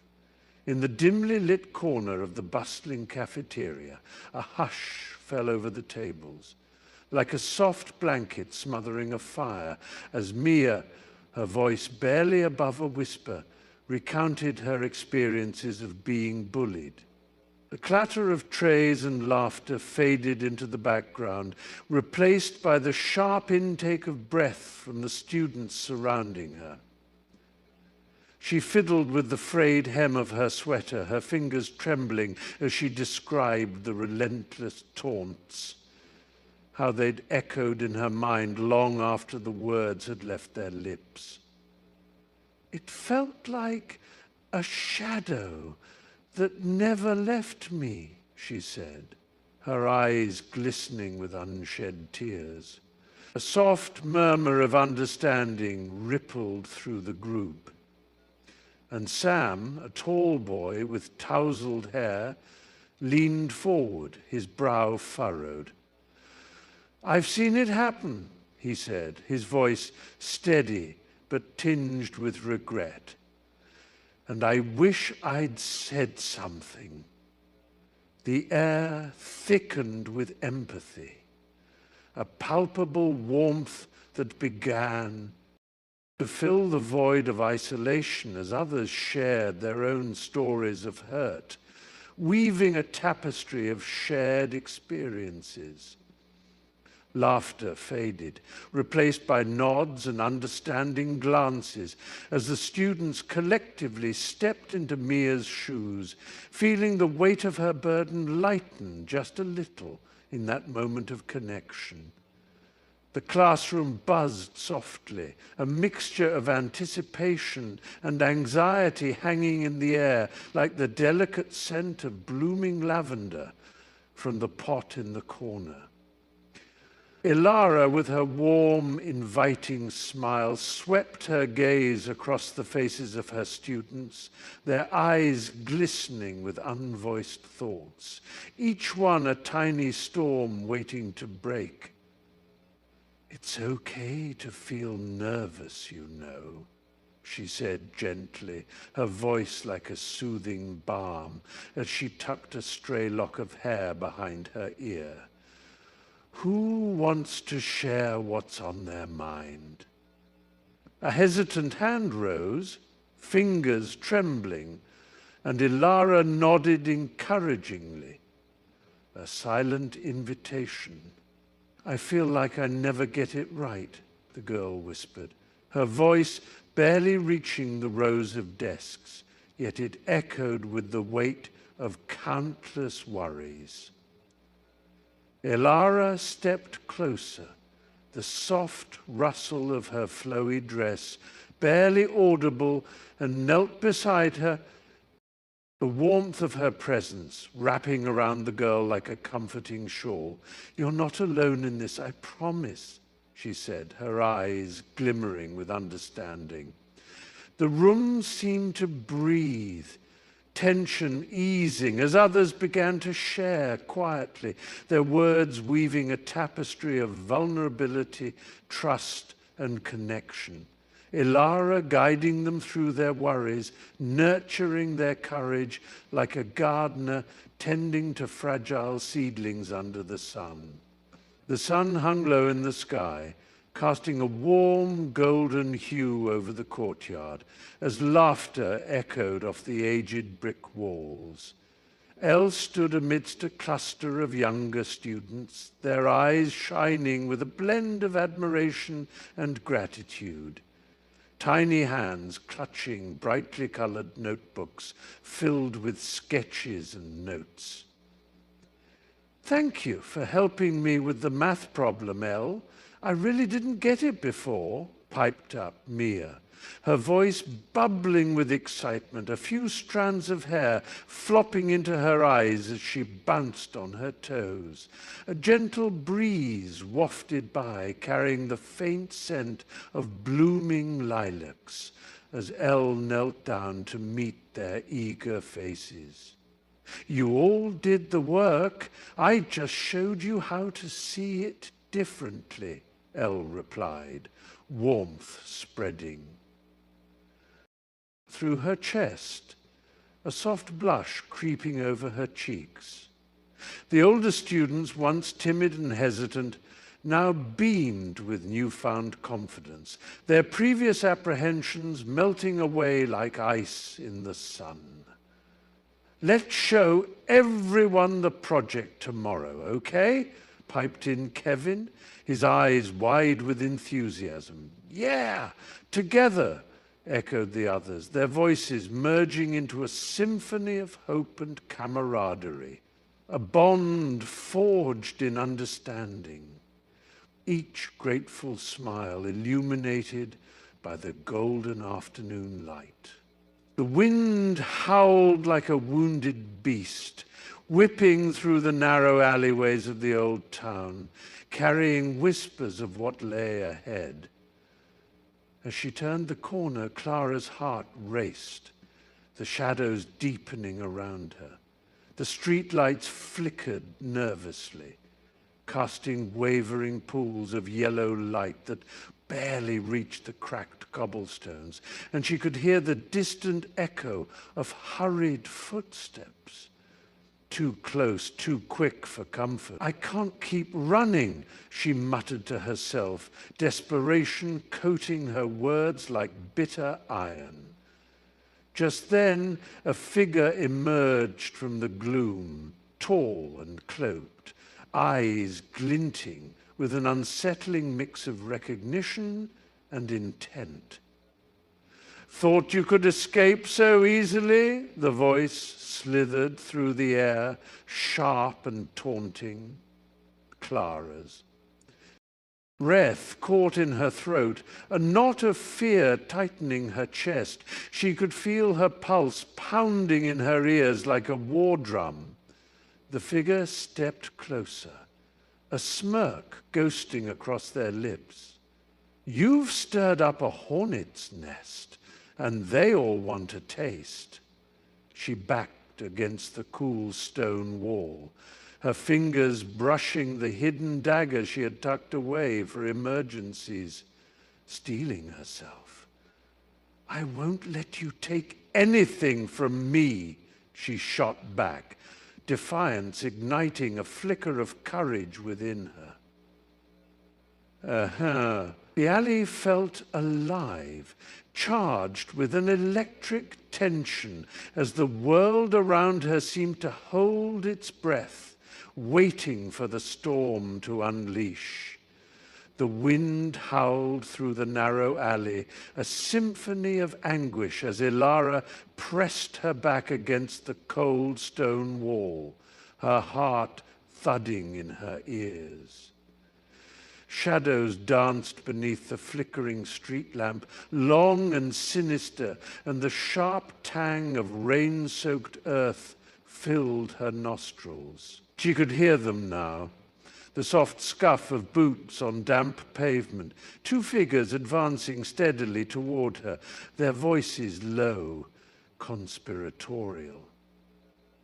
"She has to be here somewhere," one whispered, a note of frustration edging his tone. The map was clear.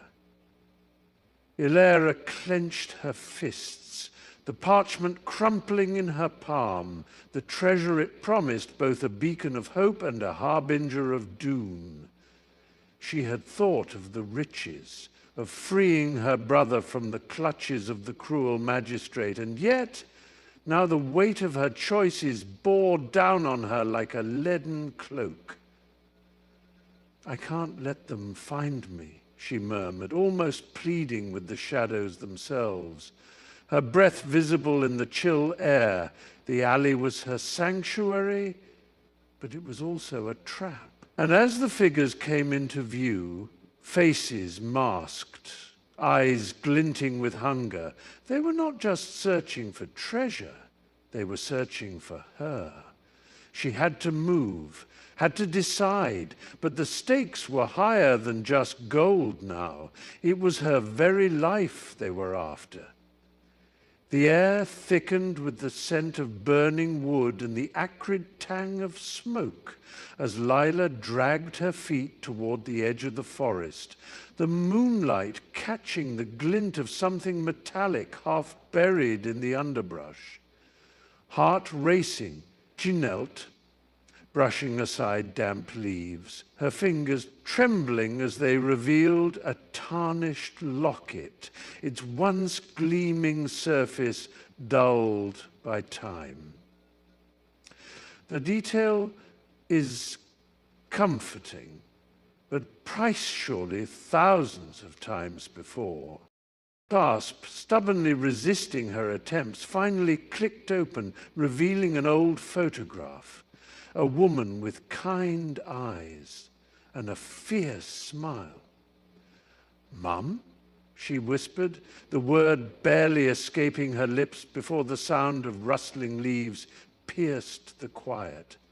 A reminder she wasn't alone.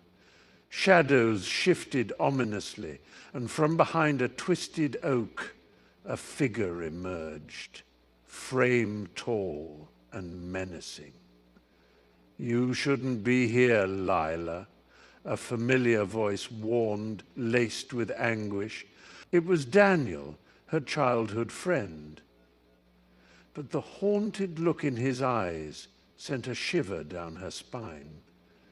"They're closer than you think." Gritting her teeth, she held up the locket, its weight suddenly heavy in her palm. "What do you know?"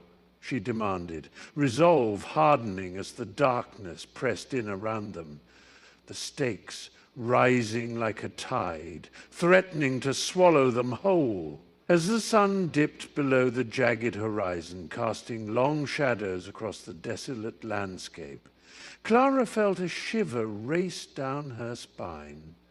The brittle wind whispered promises and threats through the skeletal trees, urging her to turn back, yet her resolve hardened with every step.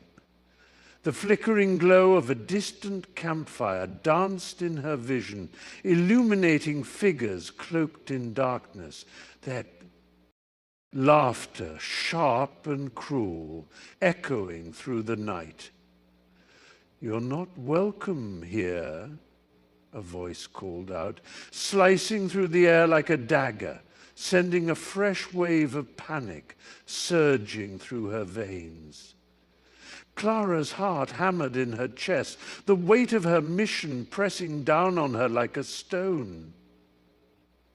She caught sight of a glinting blade, the firelight reflecting off its edge, taunting her with the reality of what lay ahead.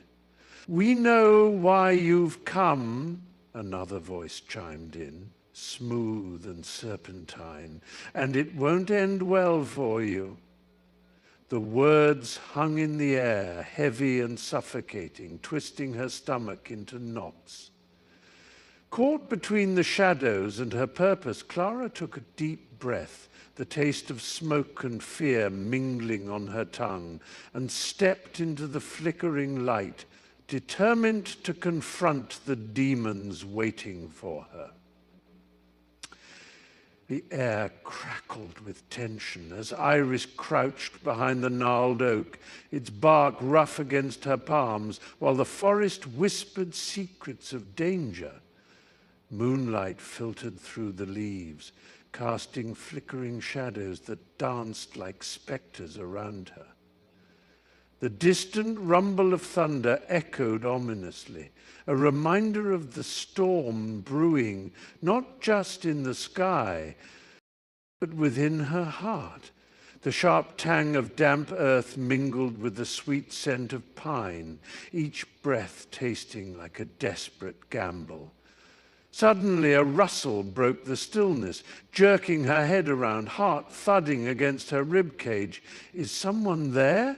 she called, her voice barely above a whisper, quivering with fear. The silence that followed felt alive, electric, thick with unspoken threats. A figure emerged from the brush, tall and cloaked in shadow. Elias, his face obscured, but his presence unmistakable. "You shouldn't be here, Iris," he warned, his voice gravelly yet laced with urgency, eyes scanning their surroundings. "They're coming." Her stomach twisted. "Who's coming?" "The ones who think they own this land," he replied, stepping closer, urgency radiating from him like heat. "And they won't stop until they find you."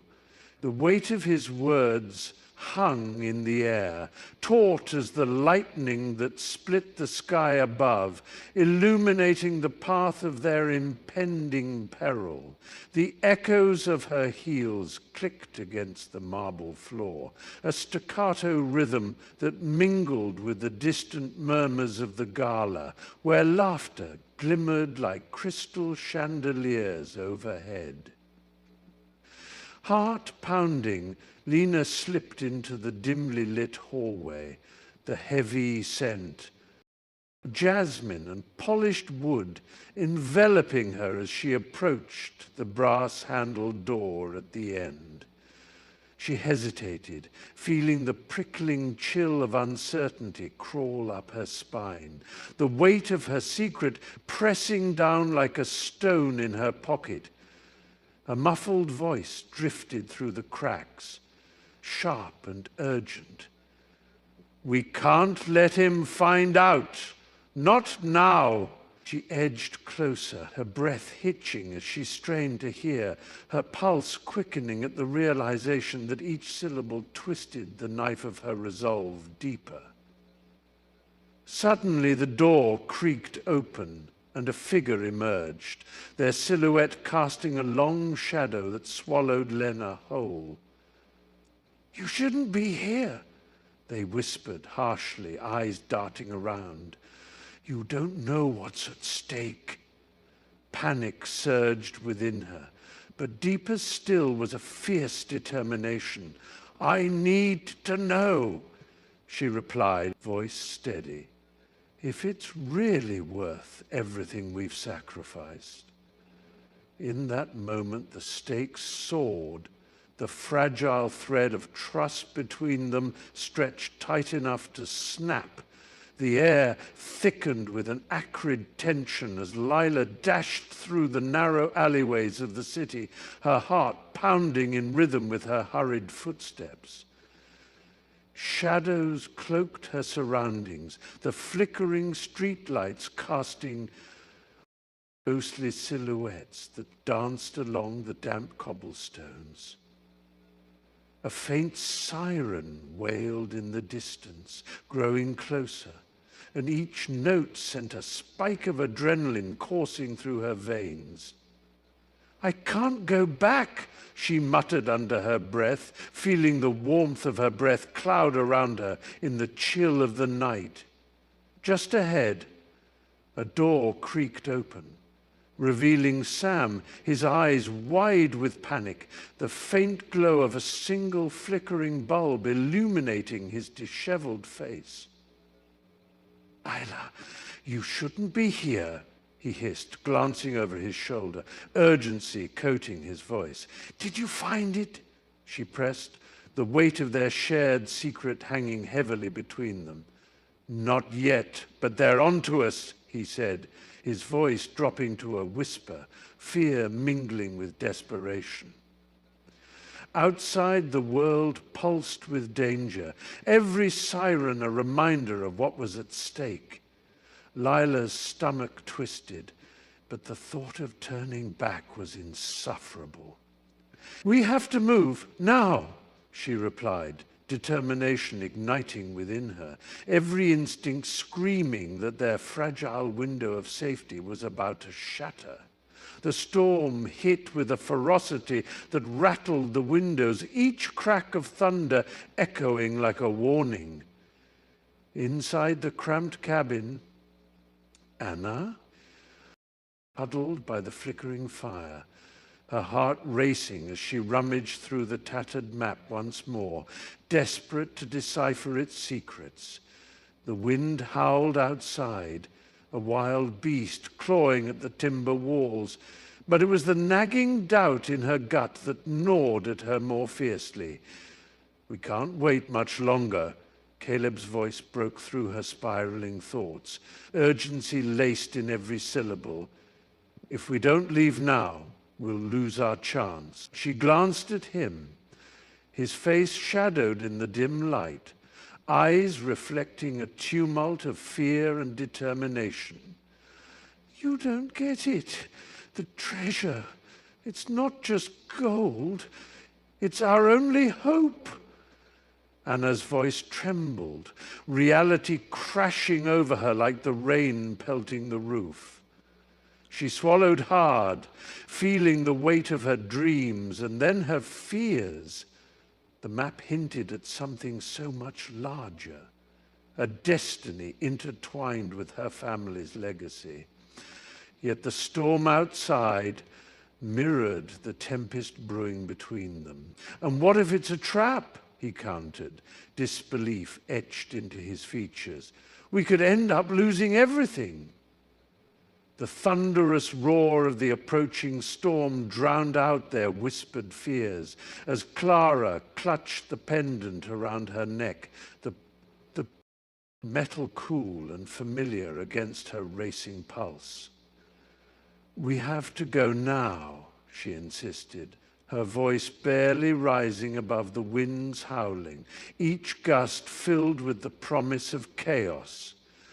The forest loomed darker than she'd remembered, branches clawing at the sky like skeletal fingers, shadows swirling with unseen threats. Beneath the canopy, a sudden crack like splintering wood made them freeze, hearts pounding in their chests, fear threading itself into the very air around them. "Did you hear that?" Jake's eyes darted to the underbrush, his breath quickening, the bravado he'd carried like armor suddenly stripped away. They were not alone. Clara's stomach twisted, the weight of their quest crashing down as she thought of the ancient map tucked away in her pocket, the prophecy that promised power but also called forth something dreadful. "We can't be caught out here," she murmured, urgency igniting her veins. A figure emerged from the shadows, cloaked in darkness. A low chuckle reverberating through the trees, sending a shiver down her spine. "You think you can escape?" it taunted, voice smooth as silk, laced with danger. The stakes were no longer just her life. They risked unleashing a force far beyond their control. The air was thick with the scent of damp earth and decay, as Mia crouched behind the twisted remnants of an ancient oak, her heart racing like the trapped sparrows in the bushes. She could hear them, the low murmur of voices rising like smoke, punctuated by the sharp crack of branches underfoot, and each sound sent tremors of dread coursing through her. "This is it." She muttered under her breath, her fingers clenching around the hilt of the dagger hidden in her boot, its cool metal a small comfort in the rising tension. "Where is she?" a voice barked, deeper and more gravelly than she remembered, reverberating through the fog like an unholy chant. It was Vincent, a shadow from her past, come to reclaim what she had taken, the promise of her freedom, a wisp of smoke slipping through her fingers. He could picture him, the anger etched deeply in his features, his eyes ablaze with a thirst for revenge. The forest shivered around her, as if holding its breath, and as she edged closer, the world beyond the tree line blurred into a tense haze. "Don't let her escape," another voice yelled, lighter, desperate, and it stung Mia's heart. Lila was with them. The stakes had risen. No longer just Mia's life at risk, but Lila's soul hanging precariously in the balance, and with each passing moment, the distance between freedom and captivity narrowed dangerously. The wind howled like a wounded beast as Clara crouched behind the crumbling stone wall, her heart pounding in rhythm with the distant echoes of gunfire. The air was thick with the acrid scent of smoke and charred earth, a bitter reminder of the chaos that had unfolded just moments before. Shadows danced across her field of vision, silhouettes of figures moving with purpose, their heavy boots crunching on the debris-strewn ground. She could barely make out their intentions, but the tension coiling in her gut hinted at a darker truth. "Keep moving. We don't have time," a voice barked, sharp and commanding, sending a jolt of fear through her veins. It was Marcus, his eyes scanning the horizon, filled with a mix of determination and desperation. He turned toward her, a flicker of concern crossing his face. "Clara! We need to reach the safe house, now. They're on to us." A sudden explosion rocked the area, sending Clara sprawling against the wall, breath catching in her throat as the ground trembled beneath her. Dust and debris rained down, and for a heartbeat everything became a blur of noise and confusion. The weight of their mission pressed down on her, the stakes higher than ever. Failure was no longer an option, not when the lives of those she loved hung precariously in the balance. As she pulled herself up, resolve igniting within her, she knew they were being hunted. But she also knew she would fight tooth and nail for survival. The air crackled with tension as Eleanor stood at the edge of the forest, the shadows of ancient trees looming like guardians of a forgotten realm. A chill whispered through the leaves, rustling with secrets that sent shivers down her spine. She could feel the weight of her decision pressing against her chest, every heartbeat a reminder of the choice she had yet to make. "We have to go deeper," Marcus urged, his voice a low murmur that barely pierced the oppressive silence. "You know he won't stop until he finds us." Eleanor's fingers brushed the hilt of the dagger at her side, its cool surface grounding her in the reality of their peril. The wind shifted, carrying the distant echoes of laughter, soft and mocking, a sound that sent a jolt of dread through her. "What if we're walking right into a trap?" she replied, her voice barely above a whisper, laced with uncertainty. "Or a way out," Marcus countered, his gaze fixed intently on the dim path ahead, where shadows pooled like ink. She could hear the thud of her heart in her ears, the choice looming larger than the darkness around them, as if it threatened to swallow them whole. With a determined breath, she stepped forward, the scent of damp earth and wildflowers filling her lungs, each step deeper into the unknown, the stakes rising alongside her resolve.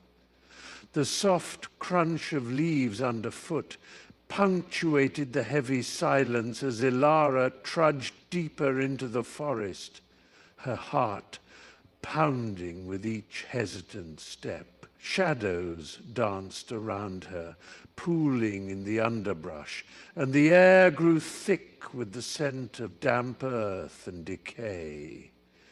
A rustling from the thicket made her freeze, breath hitching in her throat, and just as she steadied herself, a figure emerged. Thorn, his face pale and eyes wild. Ilara, you shouldn't be here, he whispered urgently, the tremor in his voice unmistakable. What do you mean? We can't give up now, she insisted, her voice steady, though she felt the fraying edges of fear tugging at her resolve. Behind him a low growl rumbled, echoing through the twilight, and Ilara's pulse quickened, the stakes suddenly clearer. A massive beast, its eyes glowing like embers, loomed in the dim light, poised to pounce. Ilara, run, Thorn shouted, desperation lacing his words, but she stood her ground, heart racing not just from fear, but from the weight of their mission. The creature breached the foliage, its breath hot and fetid, and in that moment, Ilara knew they were not just fighting for survival. They were fighting for everything they had ever lost. The wind howled through the jagged peaks, carrying the scent of impending snow as Clara clutched the fraying map in her hand, the ink smudged and nearly illegible. "We're running out of time, Sam," she said, her voice barely rising above the gusts, eyes darting to the shadowy crevices that loomed like watchful giants. Sam hesitated, the weight of his pack pulling him back, fingers curling tightly around the compass, its needle spinning wildly. "If we don't find the cave before nightfall, we'll freeze out here," he replied, his breath visible in the frigid air, tinged with panic. The distant rumble of thunder echoed ominously, a reminder that the storm was not merely a possibility, but an approaching certainty. Clara could feel the ache in her bones, each gust of wind biting deeper. And yet, the glimmer of hope fueled her pace. "Look," she pointed, a flicker of relief igniting within her. Just ahead, the mountain's ridge dipped, an unnatural darkness pooling against the snow. That has to be it. But as they drew closer, a low growl reverberated from within the shadows, a sound that sent ice coursing through her veins. "Did you hear that?" Sam whispered, fear tightening his throat. Clara nodded, heart thundering, as the darkness shifted and two glowing eyes emerged, hungry and searching. The stench of smoke hung thick in the air. As Lena rounded the corner, her heart hammering against her ribs, each beat a frantic reminder of the peril lurking just beyond the flickering shadows. Through the haze, the cracked asphalt shimmered under the light of a single street lamp, its glow barely illuminating the figures crowding around the abandoned factory. The low murmur of voices, urgent and tense, cut through the oppressive silence, piercing her thoughts like shards of glass. "You don't understand. "They're coming for us," a man's voice rasped, filled with desperation, while another replied sharply, "We can't just run, we need a plan." Lena crouched behind a dumpster, cold metal digging into her back. As she strained to catch every word, her gut twisted. She hadn't anticipated that others were involved, hadn't realized the stakes had risen beyond simple survival. The air crackled with tension, a tangible energy that tugged at her instincts, urging her to flee, yet anchoring her to the spot. Then a sharp crack echoed through the alleys, the unmistakable sound of a gunshot, and her breath caught in her throat. "Get down!" someone shouted, panic seeping through the air like the smoke that now curled ominously toward the night sky. Lena's pulse raced, for the shadows had transformed from mere predators to a gathering storm. She had to choose, step out and confront the danger, or retreat into the dark, leaving chaos behind her. The wind howled through the cracked windows of the old barn, whipping hay into a frenzy as Clara crouched behind a rusted tractor, heart pounding like a jackhammer. She could hear them now, distant voices rising in urgency, the sound of her father's strained breaths mingling with the growl of the advancing storm. "I've told you, Clara, stay hidden," he had shouted, his voice breaking, a warning laced with desperation, but the fear had clawed at her insides, urging her forward. A shadow flickered at the barn's entrance, and she held her breath, the metallic tang of fear filling her mouth.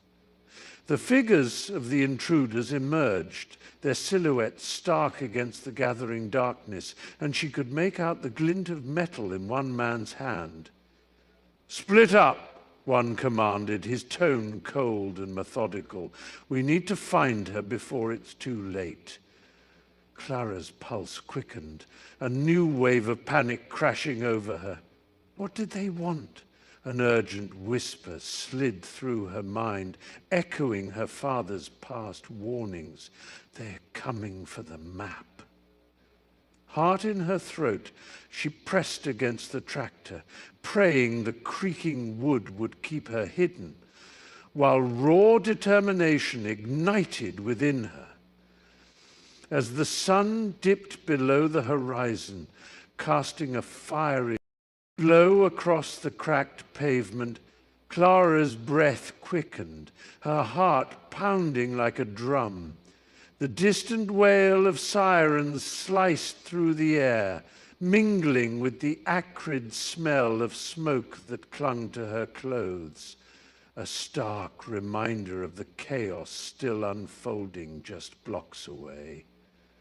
She gripped the edge of the crumbling wall, the rough stones scraping against her palms, grounding her amid the turmoil swirling inside. "We can't stay here," she whispered, desperation creeping into her voice, glancing at Tom, whose face was pale, the weight of the decision heavy between them.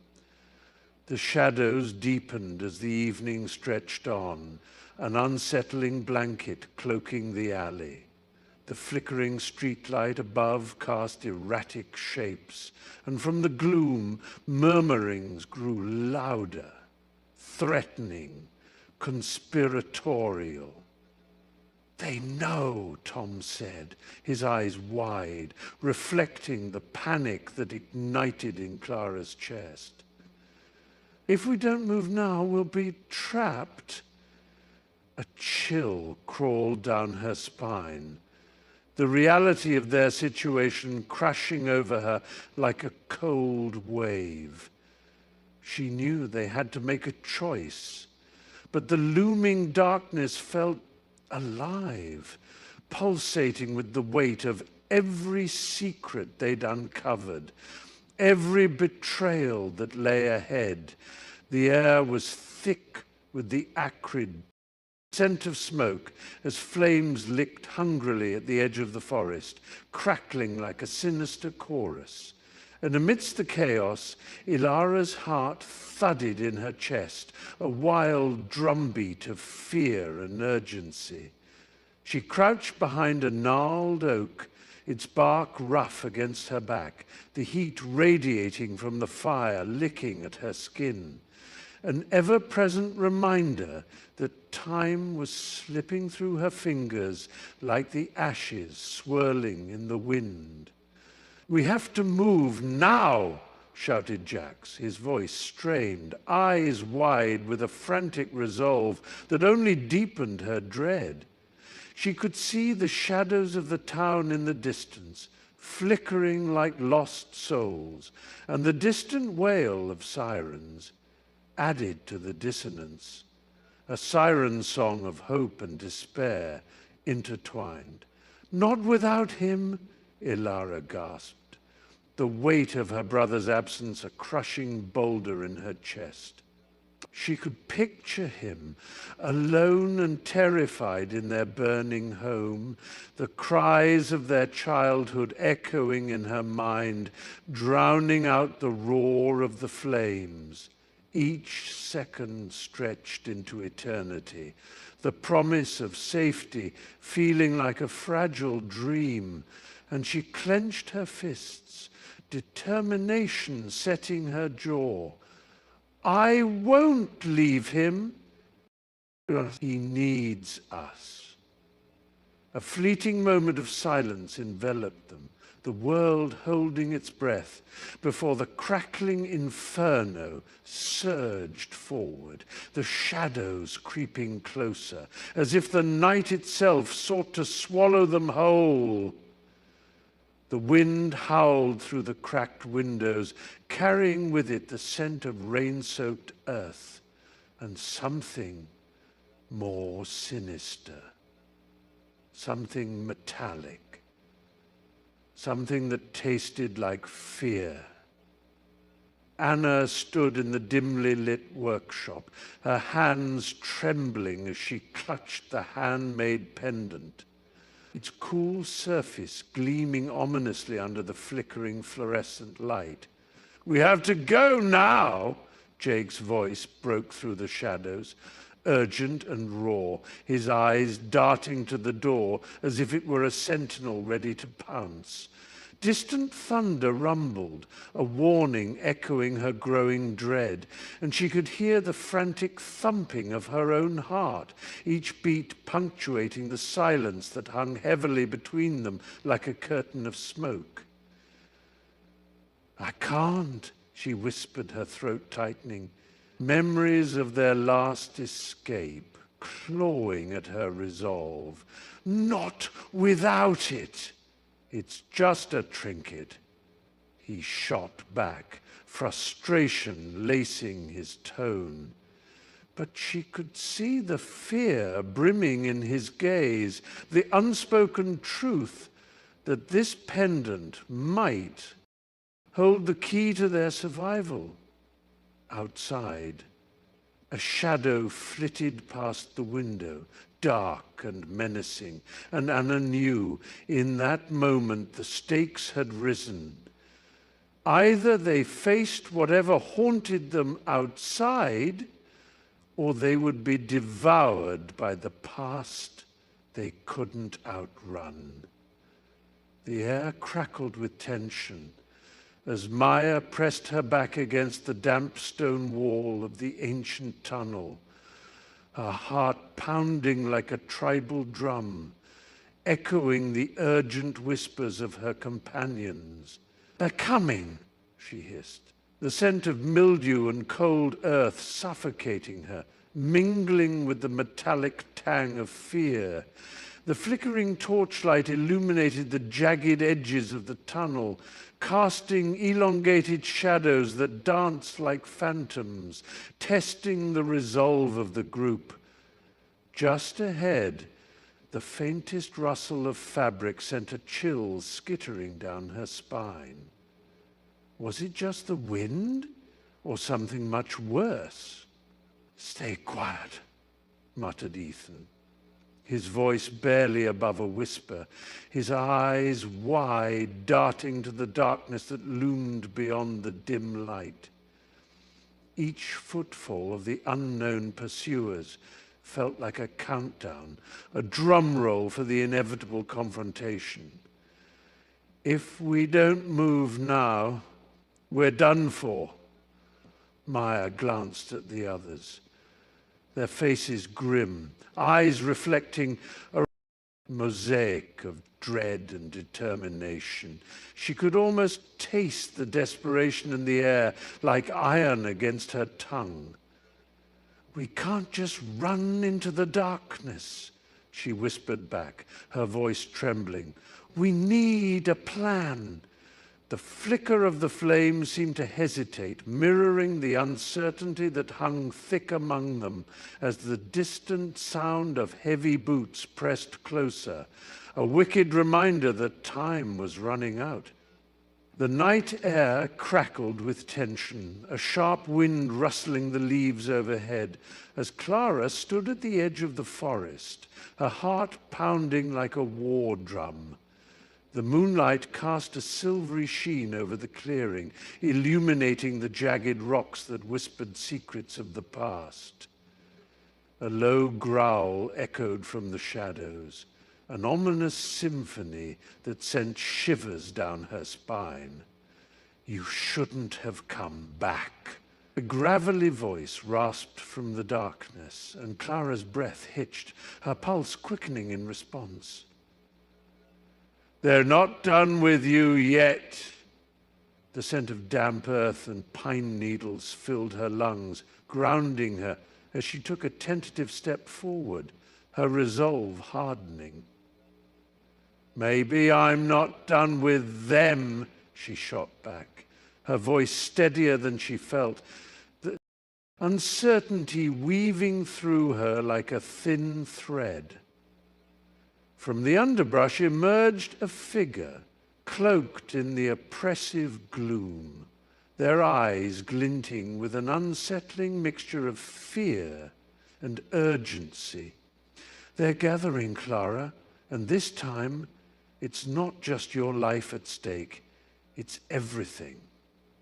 The weight of their words settled heavily on her shoulders, twisting her stomach in knots as she clenched her fists, the familiar spark of defiance igniting within her. "Then let's finish this," she murmured fiercely, the forest around her breathing with the promise of the battle to come.